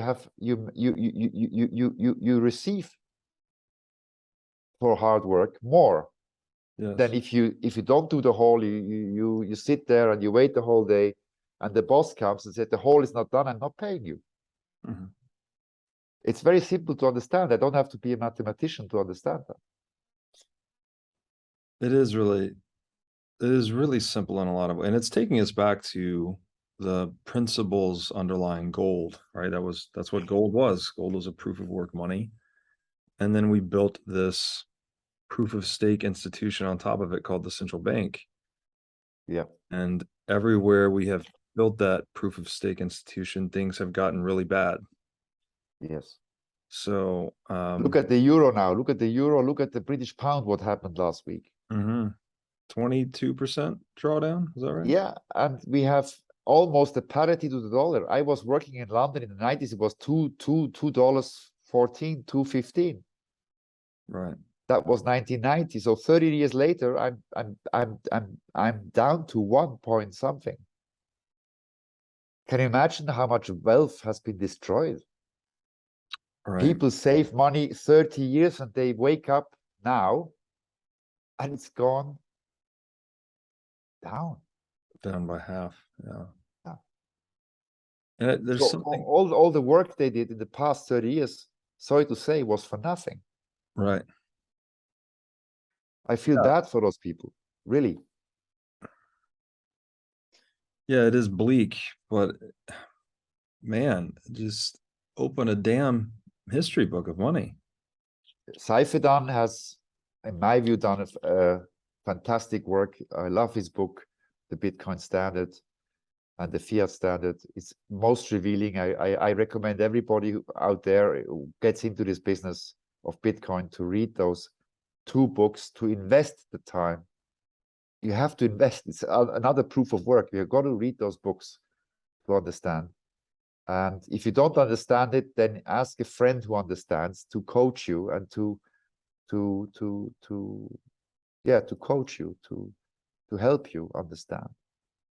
But we are in this fork right now with humanity. Currencies are failing. Overspending is happening constantly. I always say inflation is a result of bad governance and no accountability. Why do governments spend so much money? It's not their money. That's right. If I dig a hole the whole day to earn $200 in the evening, I think very carefully how to spend that money, you know, and to save if I can. So right now, that goes back to Ukraine and the war and all these things. We are in a big stress right now, in a very big stress situation. The world is in a stress situation. Yeah. And that's why I go back to China and India. They prefer right now to have stability. I mean, those two countries are almost 3 billion people. Who is the EU compared to China and India, right? In terms of people, of lives, of families, of socioeconomic existence. What's the EU going to do? You had elections yesterday in Italy, 2 days ago. Mrs. Meloni is tagged now, Mussolini daughter, has won the elections. And you have Mrs. von der Leyen, who threatened a few days ago a democratic process in Italy and said, if you don't behave, we have tools for you. It reminds me of a German movie, old movie, where the torture victim is on a rack, and the doctor comes with a toolbox to torture them with teeth or, you know, stuff like that. Where are we? Where have we gone? This is absolutely terrible what's going on right now. Yeah, really, really is. So I think it's safe to say you and I are both very long Bitcoin, very optimistic about its future. Yeah. And you have obviously an extensive background in government finance, government advisory, let's say. How, and I know this is a big question, so feel free to use broad strokes. How do you see government bonds and financing changing as the result of Bitcoin succeeding? And when I say Bitcoin succeeding, I mean, you know, massively succeeding, so becoming $100 trillion asset. Yeah. To what extent does that diminish or change government's ability to raise capital via bonds and other debt-based vehicles? Yeah. Look, the bond market is a fiat market. I run the similar risks again that we talked about. I run country risk, if we talk about nations, right? Country risk, which means ratings that change, economic risk, political risks, all kinds of things that can happen to a country. We saw it happening in Mexico. We saw it happening in Argentina. We saw it happening in Greece. Failures. We saw cross default. Every bond documentation has a clause called, and you know that, you've been a hedge fund trader, cross default, which means if an issuer like GMAC fails on one payment on one bond, everything is called. Technically, everything is called at the same moment. If people discover Bitcoin as a means of store of value, and raising money with Bitcoin, like El Salvador is planning to do. Right now, the markets are not favorable, but I think when the markets come back, and they will come back for Bitcoin, El Salvador will do it, the volcano bonds. What better instrument do I have? I don't have a better instrument. The bond markets are so leveraged, you know that, and they are exposed from Monday till Friday, and things can happen over the weekend, and you wake up on Monday morning and your bond is gone, is finished. I remember when it happened in the Asian crisis 97, a few years back from now. I was in my office on a Monday morning, and the phone rang, the desk phone in my office. I was at Dresdner Bank, a director of the bank, and a director of the management board. And I had the central bank director of Greece, the Hellenic Republic, on the phone. He said, everything is red, everything is going down. We're exposed to this knock-on effect by Korea and Asia. I need 1 billion Deutschmarks. At that time, still was Deutschmarks. I said, thank you very much for waking me up. I mean, not waking me up, but giving me a Monday morning call, asking me in a red market scenario for 1 billion Deutschmarks off the cuff. I had only one solution. It had to be done through communication to the public that we are doing this. And I decided to do it. The FT commended it as bold and daring after the deal. They wanted a 5-year note, 1 billion Deutschmarks. The spread, if I remember correctly, of Greece was about 70 basis points above Libor, 70 basis points. And they wanted to raise the money at 37 or 38 basis points, the pre-crisis level. I told him firsthand, Spiros, his name was Spiros Papanikolaou, I said, forget it. Everybody goes to the screen, your spread is at 70 over Libor, and you want half of that, the pre-crisis level. I mean, better pricing, better all-in costs, in a massacre.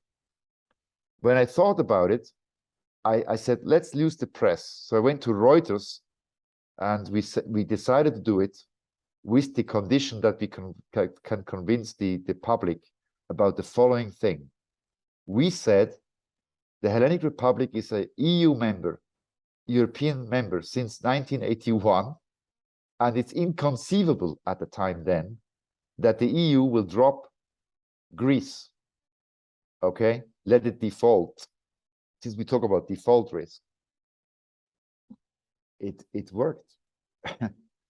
The headline was Dresdner Bank is issuing 1 billion Deutschmarks at 37.5 basis points over Libor for the Hellenic Republic. It worked. It was magic. The bond was sold out the same day. In fact, they called again if they can increase it to 1.25 billion Deutschmarks, and we increased the next day to 1.25 billion Deutschmarks. That was then. Things were a bit slower than today. Later, a few years back now, you saw what happened to Greece. And you saw the draconian measures they had to implement, the austerity measures. Why? Because the European Commission dictated them what to do, and if they don't behave, they'll pull the rug. So in government bond markets today, they're negative yielding assets. Who's going to put money in them? We have almost the World War III happening right now, right?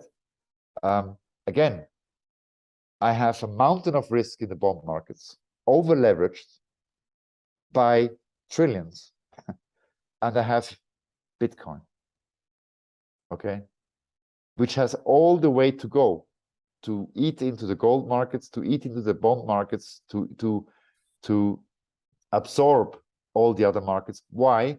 Because Bitcoin will and is constantly progressing, sometimes a bit better, sometimes a bit less, but it's autark. Let's not forget that.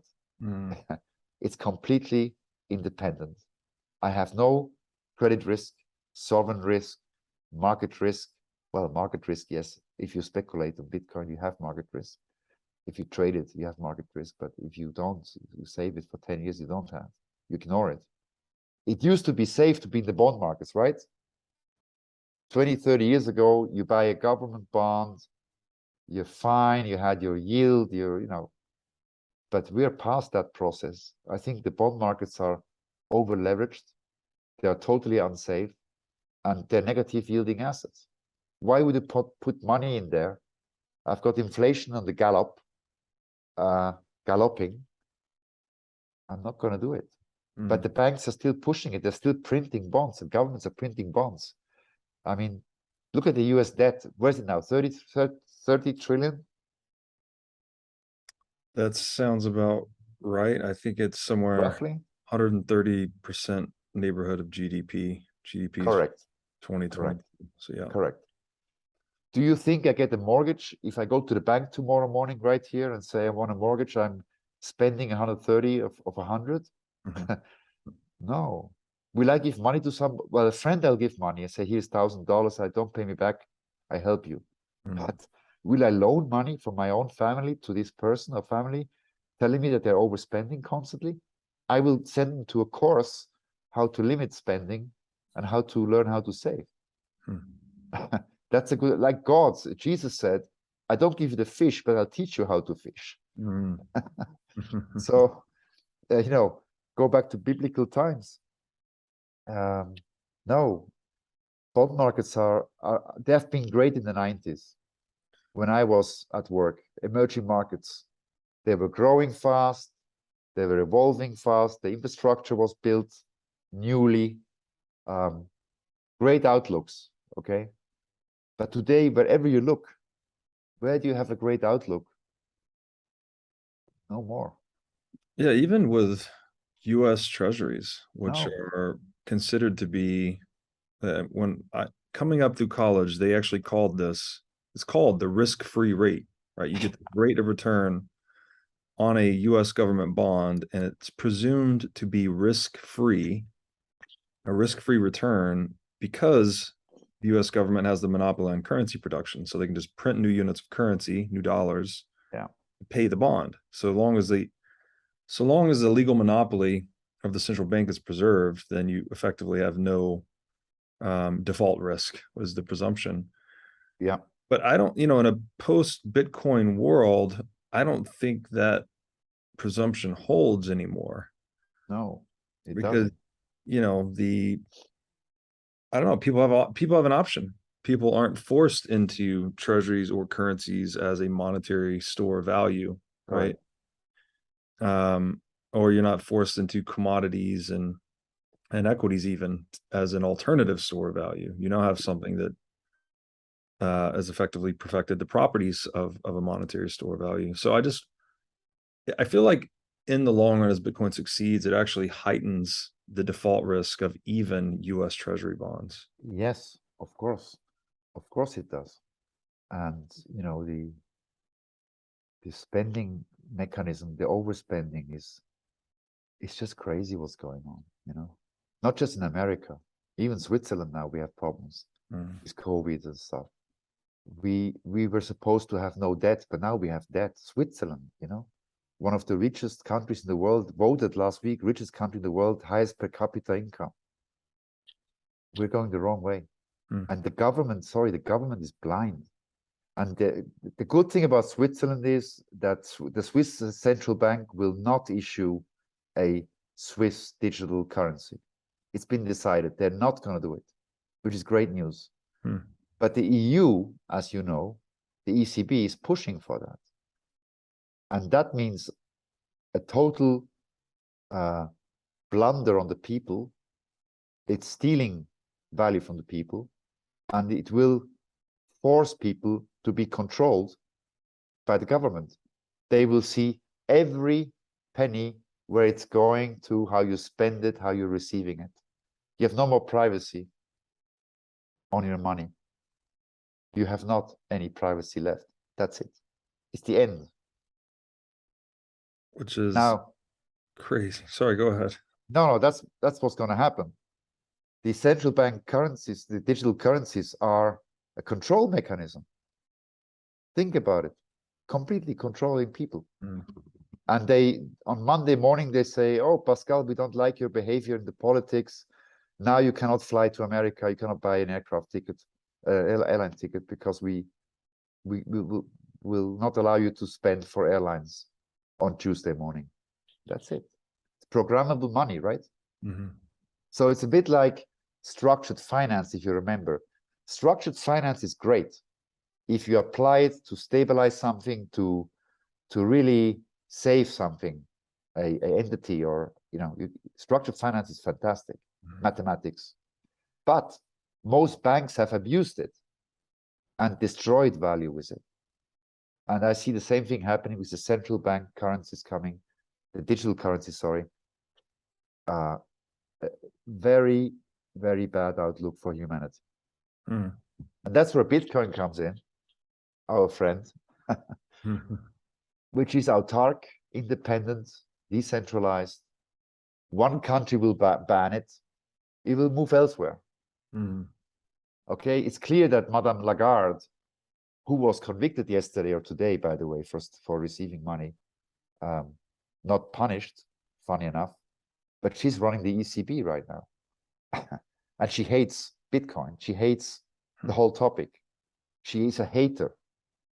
That's not a good basis for running an economic monster like the ECB. Look where the euro is going. It's a dying currency. It's a dying currency. Yeah, the entire concept of a central bank digital currency, and to your point, it's taking the private out of private property. Correct. And if you can't have privacy over your wealth, full control over your wealth, full control of your assets, that's the entire point of ownership, right? To own something, to have full control over it. And this is clearly a regression of potentially really epic proportions. You're absolutely right. That goes back to the WEF. The WEF agenda is, Klaus Schwab said it publicly. You own nothing and you'll be happy. He's not even hiding it anymore. So the digital central bank digital currencies, combined with that ideology, is a disaster for humanity, completely. Private ownership is the last resort of privacy. Yes. Data already is not private anymore. We know that. But it's still, we have, in Switzerland, we have a bank secrecy. Still, we have it, by the way, where it's a very private matter to find out, to be exposed of somebody else finding out how much money or how much money you have. It's a private affair. It's like my wife and me, we're a couple. We share things, and it's private. I don't want any government to look into our marriage. It's none of their business. It's our business. We are living the marriage, not the government for us. And about the WEF, a little anecdote. My father was a co-founder of this. In the late 70s, it was called the Davos Economics Symposium with Klaus Schwab, but it was different. It was really meant to help developing countries. My father was the chairman of the developing nations back then. And the meetings were 40, 50 people in a simple five-star, but in a simple hotel, no grandiose, pompous things. And they were working in workshops for a week or two. And they brought ministers from Africa, from Asia, a lot of them, Arabs, to talk to each other, how they can help each other. Later, my father had an argument with Klaus Schwab, and he sidestepped and said, look, fly your kite, you want to grow this into the WEF. I don't agree with that. And my father left and wished him good luck. And now we have this monster called WEF, W-E-F, a real monster, where politicians are part of it, the elitists are part of it, and they're trying to establish mechanisms how to control the people. It's happening. People have to wake up. That's why we're talking here. I hope the audience realizes that this is not a joke. Klaus Schwab and I call them the gang. They're very serious in a way. Serious. They are powerful people. Some of them are prime ministers. Some of them are presidents. Some of them are ministers. Some of them are CEOs of big pharma, big food, big tech, etc., etc., etc.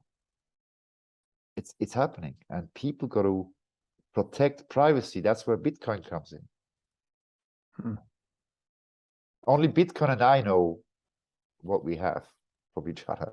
And it's the codex. So people say, oh, Pascal, how many Bitcoins? I say, no, the codex is we never talk about how many Bitcoins we have. Right. Also to avoid jealousy in the community. I think it's important. I think the ethos is great of Bitcoiners to stick together and not to be jealous of each other. That jealousy destroys a lot of things, as we saw in history. So yeah, that's where we are. And the agenda of the WEF is 2030. You know, it's not 2080. Everybody says, oh, I'll be dead by then. I don't care. It's happening in a few years. We'll still be hopefully around, and we have to go through it. Terrible outlook. Well, yeah. And we have to resist, right? What is the old saying that evil happens when good men stand by and do nothing? So, yeah. And how to resist is to intelligently park the wealth somewhere where you have absolute control and over your property. That's Bitcoin. Yeah, exactly. Because I'm not working all my life to find out when I'm old and frail at 80 that I cannot afford the lifestyle anymore. I cannot afford the steak anymore. I worked all my life, and I realized that inflation and mismanagement of governments has destroyed my wealth, my work. I can't afford to have that situation. Now, you and I were young, dynamic still, strong.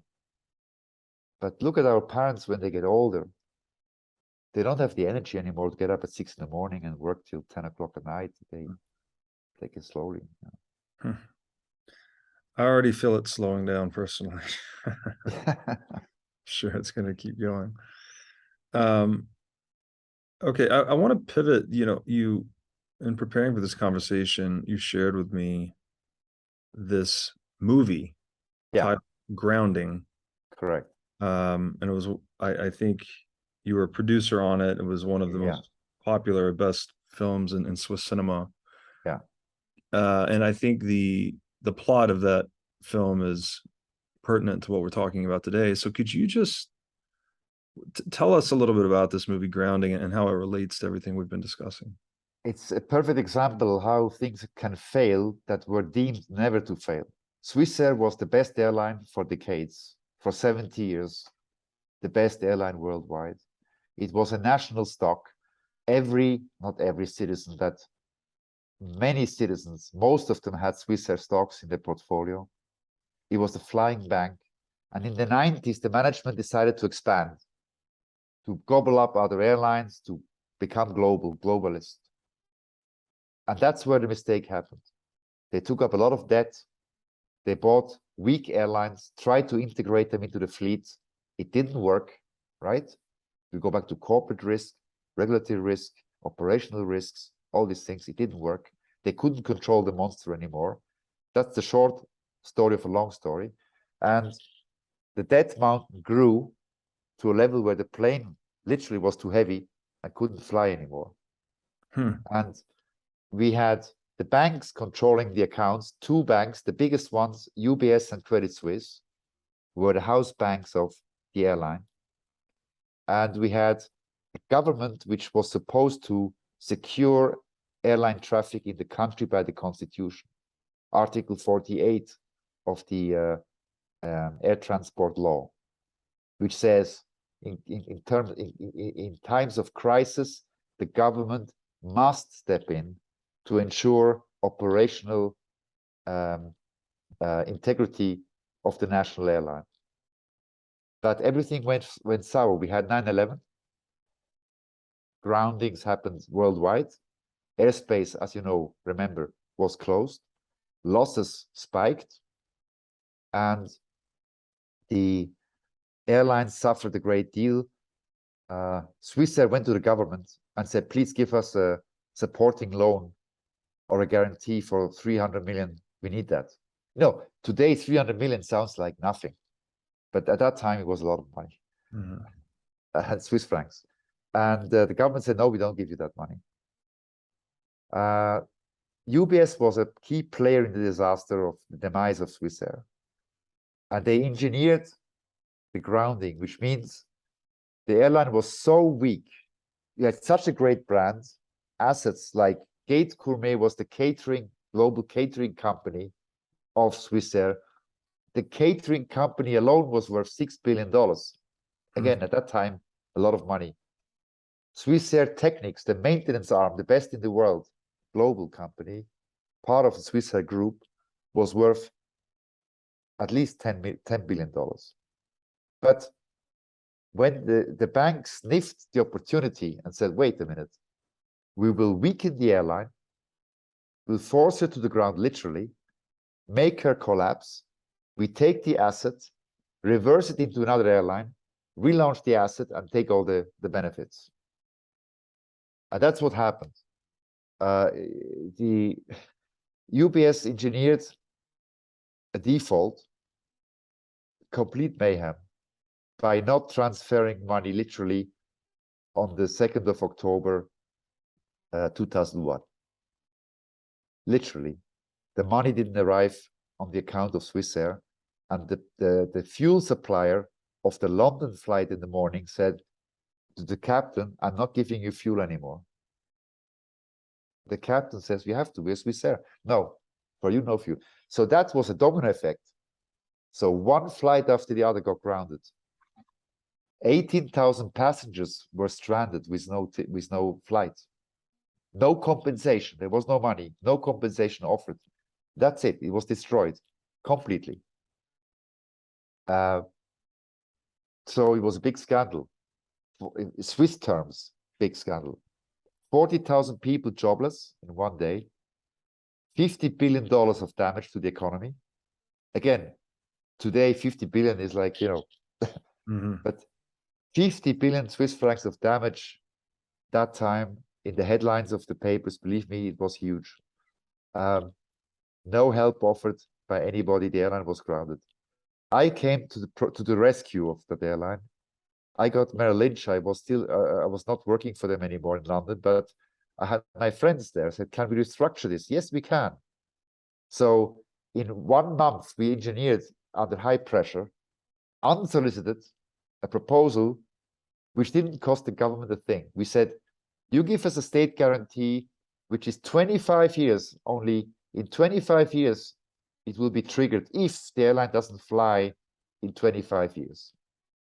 So mathematically speaking, a good proposal, right? The second thing was, we'll give you $12 billion now to restructure and refinance, to fly again, because Swissair was profitable. She cost in the morning 17 million Swiss francs to fly and brought home $21 million in the evening. So we had a free cash flow of 3 to 4 million Swiss francs a day. With that kind of cash flow, you can work. The bank didn't want it to happen. The government didn't want it to happen. Merrill Lynch, we got ignored. And the proposal was binned. And then the thing collapsed completely and it was finished, gone. The shock in the economy and the shock in the public was huge. So that was 2001. In 2004, I learned that the big producer was thinking of making a movie about this scandal. And I said, they don't have the documents.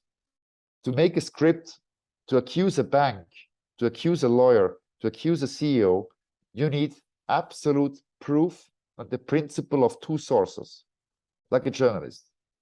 Because if in the script, in the movie on screen, there's one mistake, they will shut down the movie. You go to court and you'll be sued and you'll be ruined. So we had to write a script that holds the water. And I got the documents. That's why I became producer. I got 80,000 secret confidential documents from courts, the airline, the banks. Also board meeting protocols. So we wrote the script of the film Grounding according to the evidence that we had in our possession. We had to write 18 versions of the book, 18 versions until we got it right. And I'm sitting in front of you today here, 2022, 20 years later, not one lawsuit came through our production office because they knew when they saw the movie, said, oh God, that's exactly what we said in the meetings. You know, they had no chance. And what was the effect of it? It was mismanagement. It was, what do you call that? Megalo behavior. Megalomania. Yes, a small airline of Switzerland wanted to become overnight a global airline. Like the WEF, like the central bank digital currencies. Control the people. Global. Go global. You can hide books. You can do inventive bookkeeping. You own about 10 airlines. You know, you can shift around assets. Inventive bookkeeping, right? Look at the result. And the economies we're talking about, that's a good analogy, is happening right now as we see it. Look at England. Look at the EU. Look at the euro. Look at America. The debt mountains. The Fed is lost. And by the way, the Fed will continue to raise rates. They will. I believe they go to 6%. They don't care anymore. They want to make the middle class poor because the middle class carries the economics, and the middle class is the biggest danger to a globalist approach. If you want to control the people.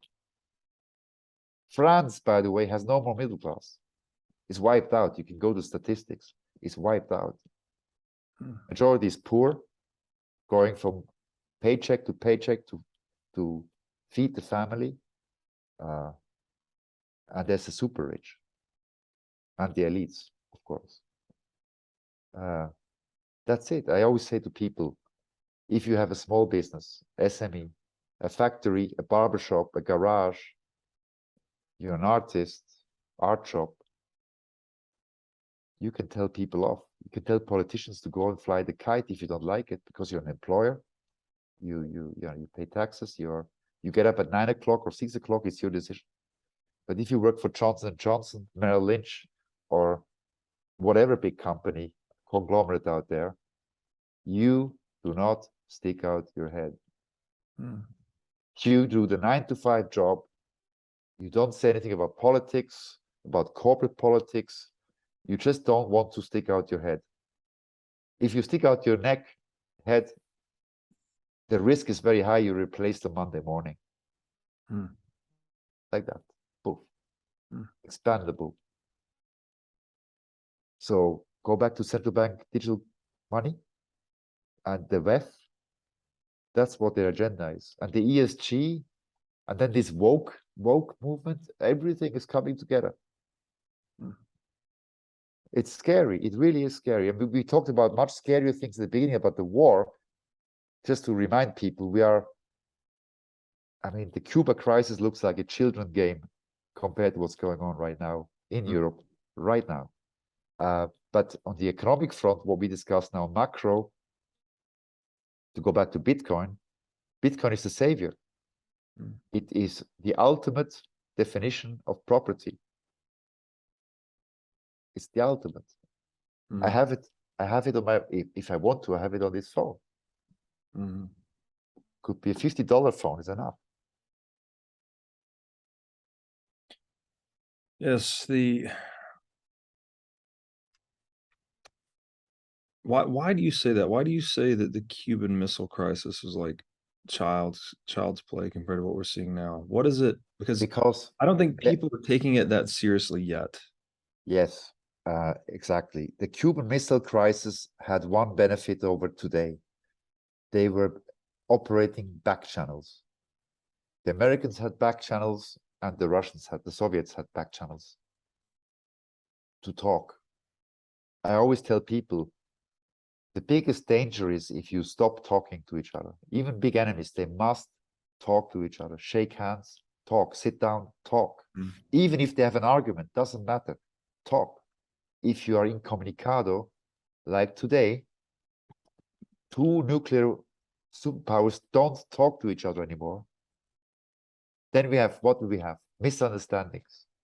Mm. A misunderstanding can have a chain reaction of a nuclear war right now.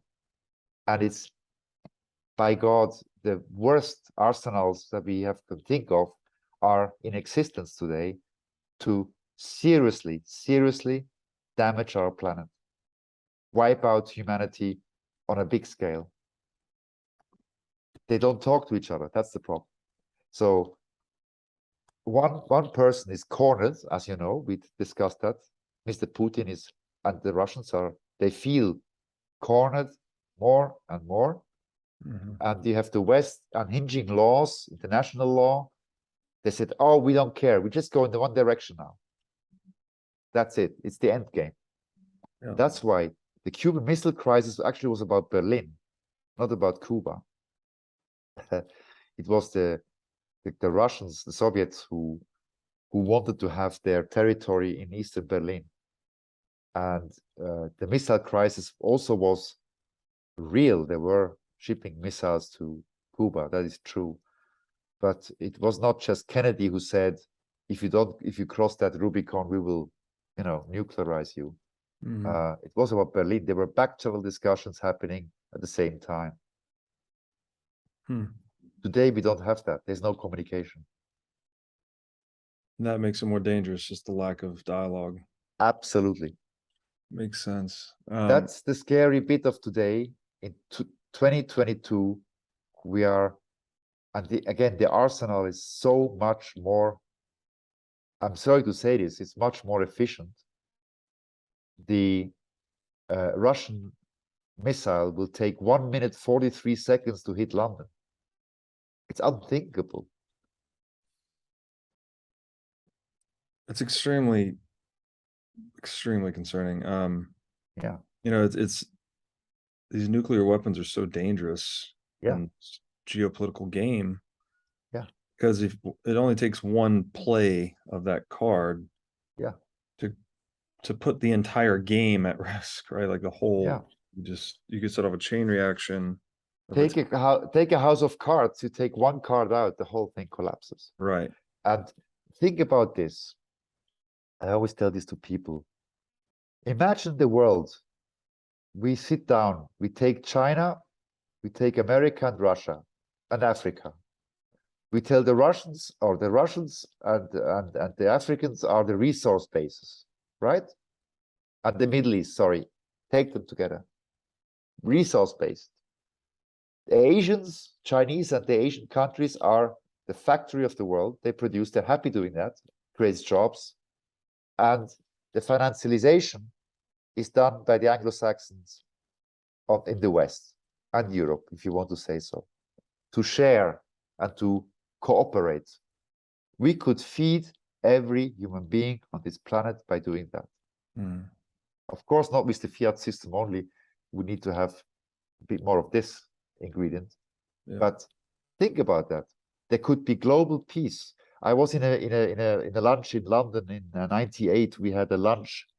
I was invited to Westminster Parliament, the House of Lords, by Lord Johnson. He was in charge of the eastward expansion of the NATO.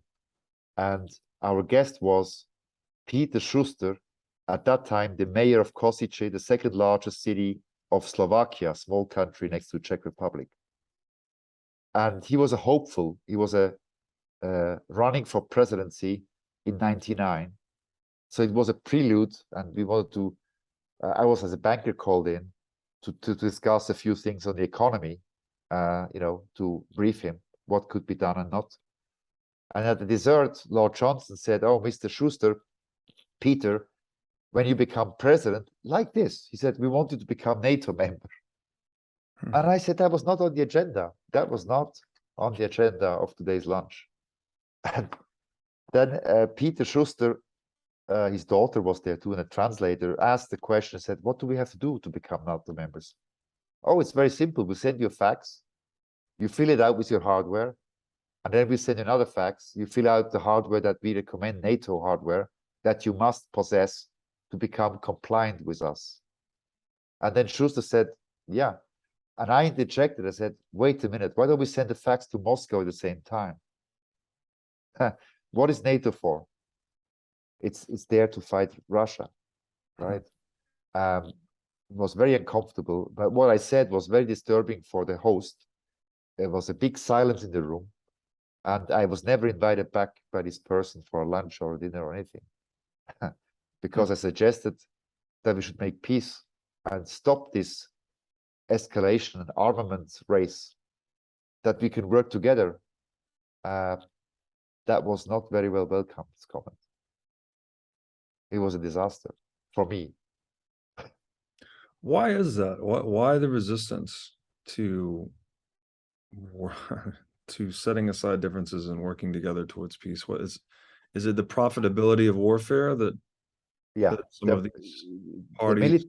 The military-industrial complex is a big driver in this. I believe the White House is hugely financed through these kind of operations. Don't forget, Russia also has a military-industrial complex, also benefiting from it, I'm sure. Let's be honest about it, both sides. Germany has pledged to spend 100 billion euros to build a new army. I wonder what Germany wants to achieve.